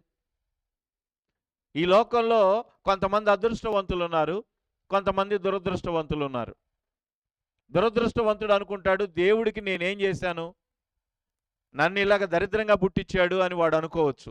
దశవంతుడు అనుకుంటాడు, నేనేదో గత జన్మలో పుణ్యం చేస్తుంటాను, అందుకనే దేవుడు ఈ రీతిగా నన్ను సృష్టించాడు అని అనుకోవచ్చు కదా. ఈ లోకంలో భాగ్యవంతులుగా కానీ దరిద్రులుగా కానీ పుట్టటానికి ఎవరు కారణం? దేవుడే కారణం. దేవుడే అలాగ సృష్టించాడు. అయితే ఇక్కడ మీరు ఒక్క మాట గమనించండి. ఇది ఎలా దేవుని నీతి అవుతుందండి అనే లాజికల్ క్వశ్చన్ మీలో వస్తుంది. ఇది అన్యాయం కదండి. దేవుడు అనేవాడు మానవుల్ని ప్రతి ఒక్కళ్ళని కూడా ఒకే రీతిగా చెయ్యాలి కదండి. సమానమైన అవకాశాలు ఇవ్వాలి కదా. సమానమైన అవకాశాలు ఇచ్చి వాడు తప్పు చేస్తే వాడిని శిక్షించాలి, మేలు చేస్తే వాడిని గొప్ప చేయాలి. ఇలా చేయాలి కానీ ఒకళ్ళని దశవంతులుగా ఒకళ్ళని దరిద్రులుగా ఎలా చేస్తాడు అని అంటే ఇక్కడ దేవుని యొక్క వాక్యం తెలియజేస్తుంది. ఎవడైతే ఎవడైతే అభాగ్యవంతుడుగా, ఎవరైతే పేద వ్యక్తిగా, ఎవరైతే ఈ లోకంలో కష్టాలు అనుభవించే వ్యక్తిగా ఉన్నాడో వాడు ఎక్కువగా పుణ్యం చేయాల్సిన అవసరం ఏమి లేదు. డిఫాల్ట్గా వాడు పరలోకంలో ఉంటాడు. దేవునికి స్తోత్రం కలుగునుగాక. లాజరు ధనవంతుడు కథలో లాజరు చేసిన పుణ్యం ఏముంది? మీరు చెప్పండి కొద్దిగా నాకు. వాడు దేవుని బిడ్డగా జన్మించాడు అంతే. వాడు ఈ లోకములో అక్కడ అంటాడు కదా, వాడు భూమి మీద ఏం పొందాడంట? వాడు అక్కడ శ్రమ పొంది ఉన్నాడు కనుక ఇక్కడ నెమ్మది పరచబడుతున్నాడు. హల్లెలూయా. అంటే భూలోకంలో వాడు వేదన పొందాడు, శ్రమ పొందాడు, వాడు కష్టపడ్డాడు, అందుకని ఇక్కడ నెమ్మది పొందుతున్నాడు. నువ్వైతే అక్కడ బహుగా సుఖపడ్డావు కాబట్టి ఎక్కువ కష్టపడాల్సిందే నరకంలో. కనుక మనకు ఒక విషయం తెలుస్తుంది, ఇహలోకంలో భాగ్యము లేని వారు మీరు దేవుని యందు గొప్ప భాగ్యము కలిగి ఉన్నవారని ఎరిగి మీకు పరలోకంలో అపరిమితంగా ధనము కానీ అపరిమితంగా మీకు ఆశీర్వాదము, నెమ్మది, సంతోషం కలుగుతాయని చెప్పి ఎరిగి గొప్పగా సంతోషించండి. ఈ లోకంలో లేదు అని ఏడవకండి. ఈ లోకంలో దేవుడు నాకు ఇవ్వలేదని బాధపడకండి. దేవుడు ఎక్కడ కష్టం మర్చిపోయేంతగా రేపు పరలోకంలో మీకు రెండింతల ఆశీర్వాదం మీకు ఇవ్వబోతున్నాడు దేవుడు. హల్లెలూయా. అయితే ధనం ఉన్నవాడు మాత్రం చాలా కష్టపడాలి. అందుకని అంటాడు, ధనవంతుడు దేవుని రాజ్యంలో ప్రవేశించాలంటే చాలా కష్టం. సూది బెజ్జములు వంటే దూరుట సులభం కానీ ధనవంతుడు దేవుని రాజ్యములో ప్రవేశించుట దుర్లభము. నా మాటలు కాదండి. హల్లెలూయా, హల్లెలూయా. కనుక మనం జ్ఞాపకం చేసుకోవాలి ఈ రీతిగా. ఇక్కడ మనం గమనిస్తే ఎందుకు దేవుడు యాకోబుని ప్రేమించాడు, ఏశావుని ద్వేషించాడు, ఎవడు దాసుడు ఎవడు యజమాని అని ఎందుకు చెప్పాడు అని అంటే దేవుడు ఒక వ్యక్తిని గొప్ప వ్యక్తిగా చేయాలనుకున్నప్పుడు ఇందాక ఏదైతే చెప్పానో అదే సూత్రం ఇక్కడ వర్తిస్తుంది. అంటే ఫరో దేవునికి వ్యతిరేకమైన వాడు, కానీ దేవుడు సేవకుడుగా కొన్ని రోజులు వాడుకుంటాడు. అలాగే నెబుకద్నెజరు, అలాగే కోరెషు, ఇక్కడ అనేక మందిని దేవుడు తన సేవకులుగా కొన్ని రోజులు వాడుకుంటాడు. నిజానికి వాళ్ళు యోగ్యులా అంటే కాదు, కానీ దేవుడు వాడుకుంటాడు. దేవుని చిత్తం ఇది. దేవుని నియమం అనేది ఇలాగుంటుంది. అంతేగాని ప్రభువా నీ బిడ్డలు కాని వాళ్ళని కూడా నువ్వు ఎలా వాడుకుంటావు అని చెప్పి మనం క్వశ్చన్ చేయకూడదు. అలా అంటే సర్వలోకము ఆయన సృష్టిగా ఉన్నారు కదా. ఒకవేళ వాడు దుష్టుడు దుర్మార్గుడు కావచ్చు, కానీ వాడు దేవుని వలన పుట్టలేదని అయితే మనం చెప్పలేం కదా. వాడు దేవుని ప్రజ కాకపోవచ్చు, కానీ వాడు దేవుని సృష్టిలో ఒక భాగంగా వాడు పుట్టాడు అనే విషయాన్ని మనము జ్ఞాపకం చేసుకోవాలి. తర్వాత ఎవరిని కరుణింతును వారిని కరుణింతును, ఎవని ఎడల జాలి చూపుదును వాని ఎడల జాలి చూపుదును, కాగా పొందగోరు వాని వలననైనను ప్రయాసపడు వాని వలననైనను కాదు గాని కరుణించు. మరియందు ఫరో గురించి ఇది కూడా అయిపోయింది కదా, చెప్పేశాం. చెప్పుటకు నువ్వెవడవు?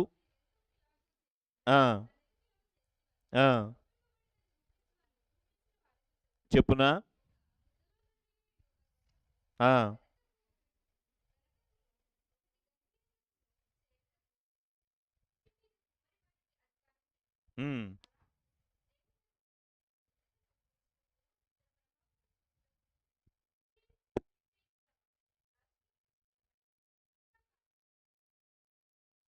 ఘటములను ఆయన బహుదీర్ఘ శాంతముతో సహించిననేమి, మరియు మహిమ పొందుటకు ఆయన ముందుగా సిద్ధపరిచిన కరుణాపాత్ర ఘటముల ఎడల, అనగా యూదులలో నుండి మాత్రము కాక అన్యజనులలో నుండి ఆయన పిలిచిన మన ఎడల తన మహిమైశ్వర్యము కనబరచవలనని ఉన్ననేమి, ఆ ప్రకారము నా ప్రజలు కాని వారికి నా ప్రజలనియు, ప్రియురాలు కాని దానికి ప్రియురాలనియు పేరు పెట్టుదును. మరియు జరుగునదేమనగా, మీరు నా ప్రజలు కారని ఏ చోటను వారితో చెప్పబడినో ఆ చోటనే జీవము గల దేవుని కుమారులని వారికి పేరు పెట్టబడును అని హోషేయలో ఆయన చెప్పుచున్నాడు. హల్లెలూయా. ఇక్కడ మరలా అదే ఉద్దేశాలని జ్ఞాపకం చేస్తూ మరలా మీరందరూ జిగటమన్ను, ఆయన కుమ్మరి, ఆయన కుమ్మరి గనుక ఆయనకిష్టమైన పాత్ర ఆయన చేస్తాడు. కనుక ఘనహీనమైన పాత్ర నువ్వు నన్ను ఎందుకు చేసావు అని రూపించిన వానితో చెప్పదగునా? ఇప్పుడు కుమ్మరి ఉన్నాడు, వాడేం చేస్తాడు? కాటికి పోయి చిల్లులు పెట్టి పగలగొట్టే కొండని వాడే తయారు చేస్తాడు కదా. అలాగే ఇంట్లో మంచినీళ్ళ కుండ వాడే తయారు చేస్తాడు. పిల్లలు డిబ్బీలో దాచుకునే డబ్బులు దాచుకునే కుండని వాడే తయారు చేస్తాడు. అలాగే టీ తాగే కుండ పాత్రని కూడా వాడే తయారు చేస్తాడు. కొన్ని ఘనతకి ఉంటాయి, కొన్ని ఘనహీనతకు ఉంటాయి. అంత మాత్రాన నువ్వు నన్ను ఎందుకు ఇలా చేశావు అని చెప్పి అడిగే అధికారం ఉందా దానికి? ఎందుకు అని అంటే అది కుమ్మరి వాని చేతిలోని జిగట మన్ను. అంటే ఆ జిగట మన్నుకి రూపం లేదు. జిగట మన్నుకి రూపం అనేది లేదు. అది మట్టి, అది జనుల చేత త్రొక్కబడే ఒక మట్టి. కనుక ఆ మట్టిని తీసుకొని ఒక పాత్రగా చేశాడు. ఆ పాత్రగా చేయటమే గొప్ప అన్నట్లు. ఆ పాత్రగా చేయటమే గొప్ప. అంతేగాని నువ్వు నన్ను ఘనతగా చేసావా, ఘనహీనతగా చేసావా అని అంటే, దేవుని చేతిలో నేను పాత్రగా చేయబడ్డాను అని గొప్పగా దేవునికి కృతజ్ఞతాస్తుతులు చెల్లించటం తప్ప మనం ఇంకా ఏమీ చేయొద్దు. మీరు పేదవానిగా నన్ను చేసావు దేవా అని చెప్పి ప్రతి నిమిషము దేవునితో వాదులాడే నిమిత్తం ఈ సృష్టిలో ఒక పేదవాడిగానైనా సరే నన్ను సృష్టించావయ్యా, ఈ సృష్టిలో నీ మార్గాన్ని నేను తెలుసుకుంటున్నాను, నిన్ను గురించి నేను అర్థం చేసుకోగలుగుతున్నాను, కనుక నువ్వు దేవదేవుడివి, నన్ను సృష్టించిన వాడవని చెప్పి ఎరిగి ఆయనకు కృతజ్ఞతాస్తుతులు చెల్లించాలి. కానీ చేస్తే చేసావు, నన్ను ఎందుకు చేసావు అని అనొచ్చునా? అనకూడదు. దేవుడు ఇక్కడ ఈ వాక్యాన్ని తెలియజేస్తున్నాడు. మనము జిగట మన్ను అని గుర్తుపెట్టుకోవాలా. మనం పాత్రలం కాదు, మనం జిగట మన్ను ముందు, తర్వాత పాత్రలం అయ్యాం. కానీ మనము ఏదో ఒక గొప్ప పాత్రగా ఉంచబడాల్సిన మనము ఘనహీనతకి వచ్చి ఉద్దేశపూర్వకంగా మనం గొప్పవారం కావాల్సిన మనమేదో తగ్గించబడి ఉన్నట్లుగా మనం ఫీల్ అవ్వటానికి ఏమీ లేదు. దేవునికి స్తోత్రం కలుగునుగాక. హల్లెలూయా. గట్టిగా చెప్దామా? హల్లెలూయా. కనుక మనము జిగటమన్ను, ఆయన కుమ్మరి అనే విషయాన్ని ఇక్కడ జ్ఞాపకం చేస్తూ ఉన్నాడు. తర్వాత నా ప్రజలు కాని వానికి నా ప్రజలనియు,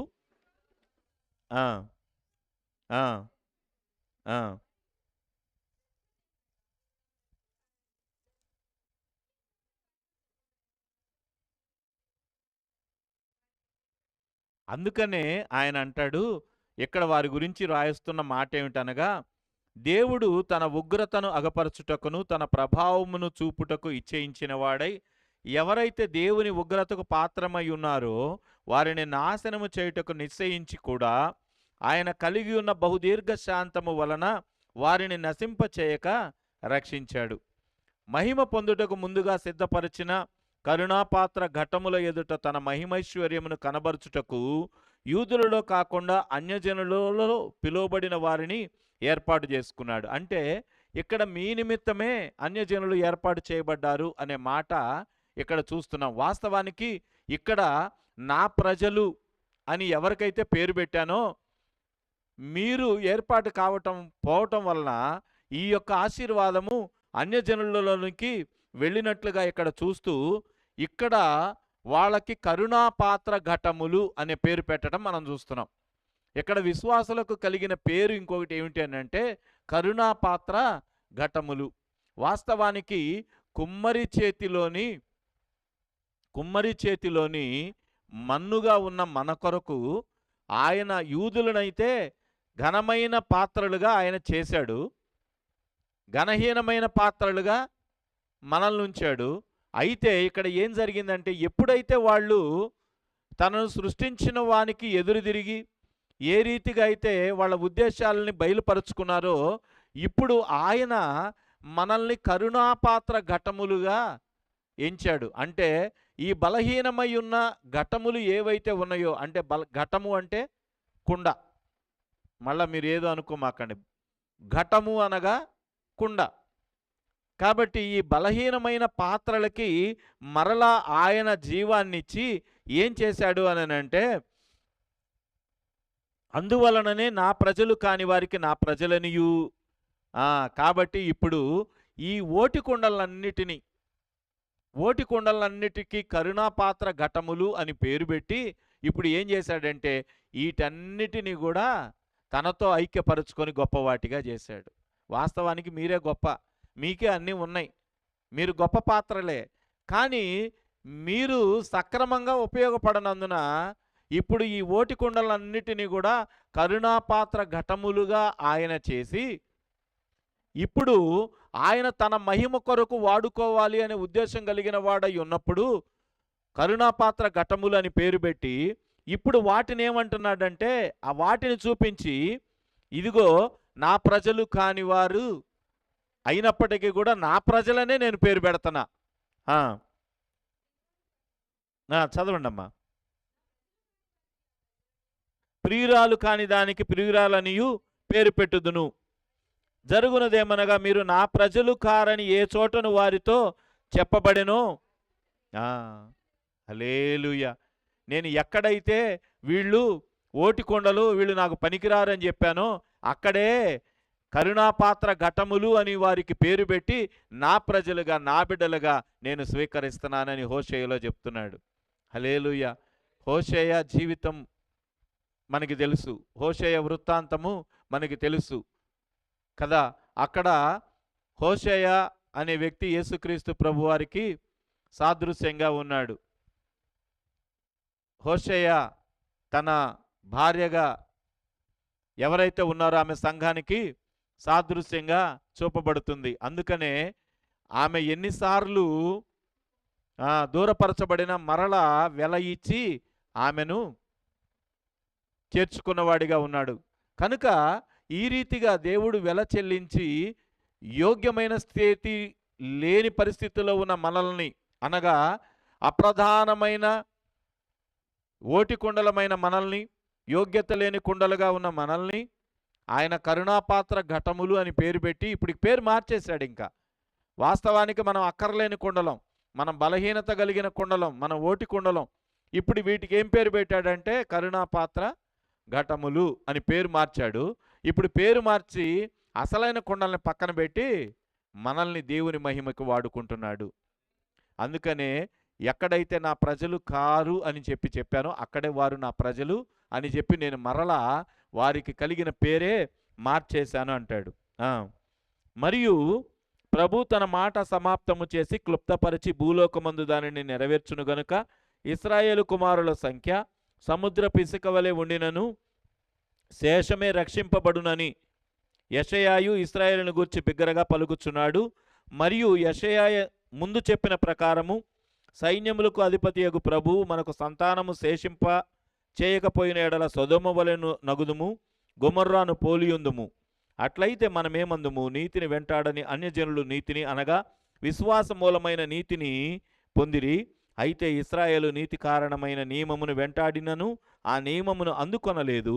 వారెందుకు అందుకొనలేదు?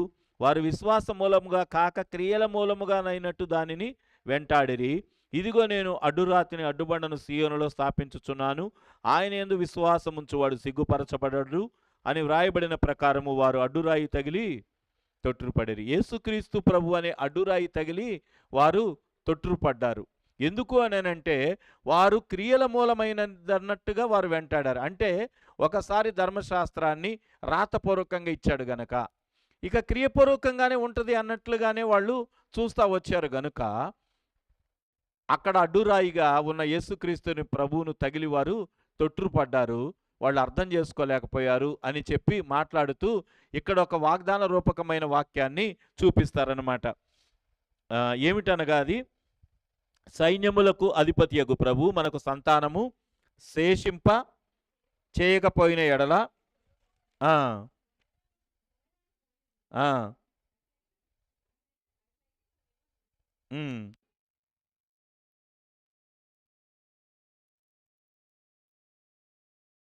ఇక్కడ దీనికి మనం వివరణ చూద్దాం.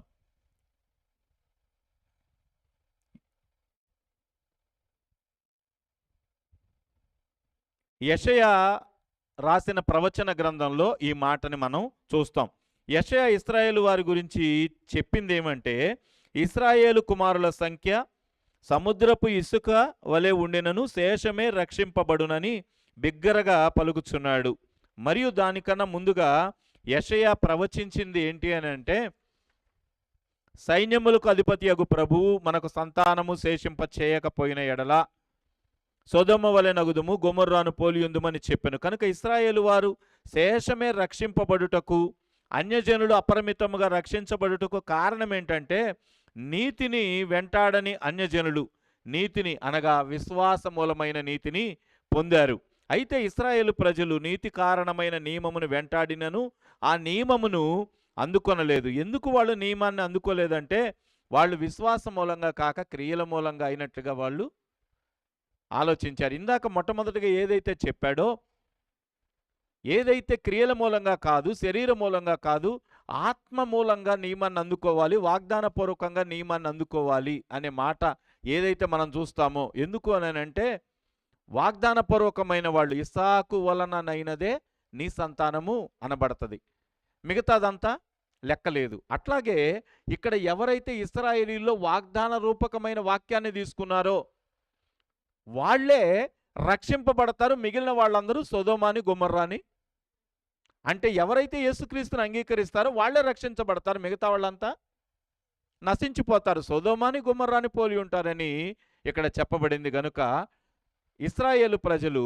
శరీర రూపకంగా జరుగుతున్న కార్యం కోసం ఎదురు చూస్తున్నారు. భౌతికమైన కార్యంగా ఉంటుందని అనుకుంటున్నారు, కానీ ఇది భౌతికమైనది కాదు, ఇది వాగ్దాన రూపకమైనది, ఇది ఆత్మీయ రూపకమైనది. గనుక అటువంటి ఆత్మ నియమాన్ని వాళ్ళు వెంటాడినా దాన్ని పొందుకోలేకపోయారంటే కేవలము వాళ్ళు ఉద్దేశాల్లో మరల వెనకటి దాన్ని ఆలోచిస్తున్నారు కానీ ముందు వస్తున్న దాన్ని ఆలోచించలేదు. కనుక వాళ్ళ నియమాన్ని అందుకోలేకపోయారని ఈ యొక్క వాక్యం తెలియజేస్తుంది. ఇంతవరకు 10వ అధ్యాయాన్ని మనం ముగించుకున్నాం. 9వ అధ్యాయాన్ని మరలా 10, 11 అధ్యాయాల్ని నెక్స్ట్ ధ్యానం చేద్దాం. బ్రేక్ తీసుకుందాం. ఒక పావు గంట బ్రేక్ తీసుకున్న తర్వాత మీరు చక్కగా కాఫీలు తాగి స్నాక్స్ తిని మరలా రండి. ఆన్లైన్లో ఉన్నవాళ్ళు 15 నిమిషాల బ్రేక్ తీసుకుందాం. మీరు బయటకు వెళ్ళి టీ తాగి కొంచెం రిలాక్స్ అయ్యి రండి.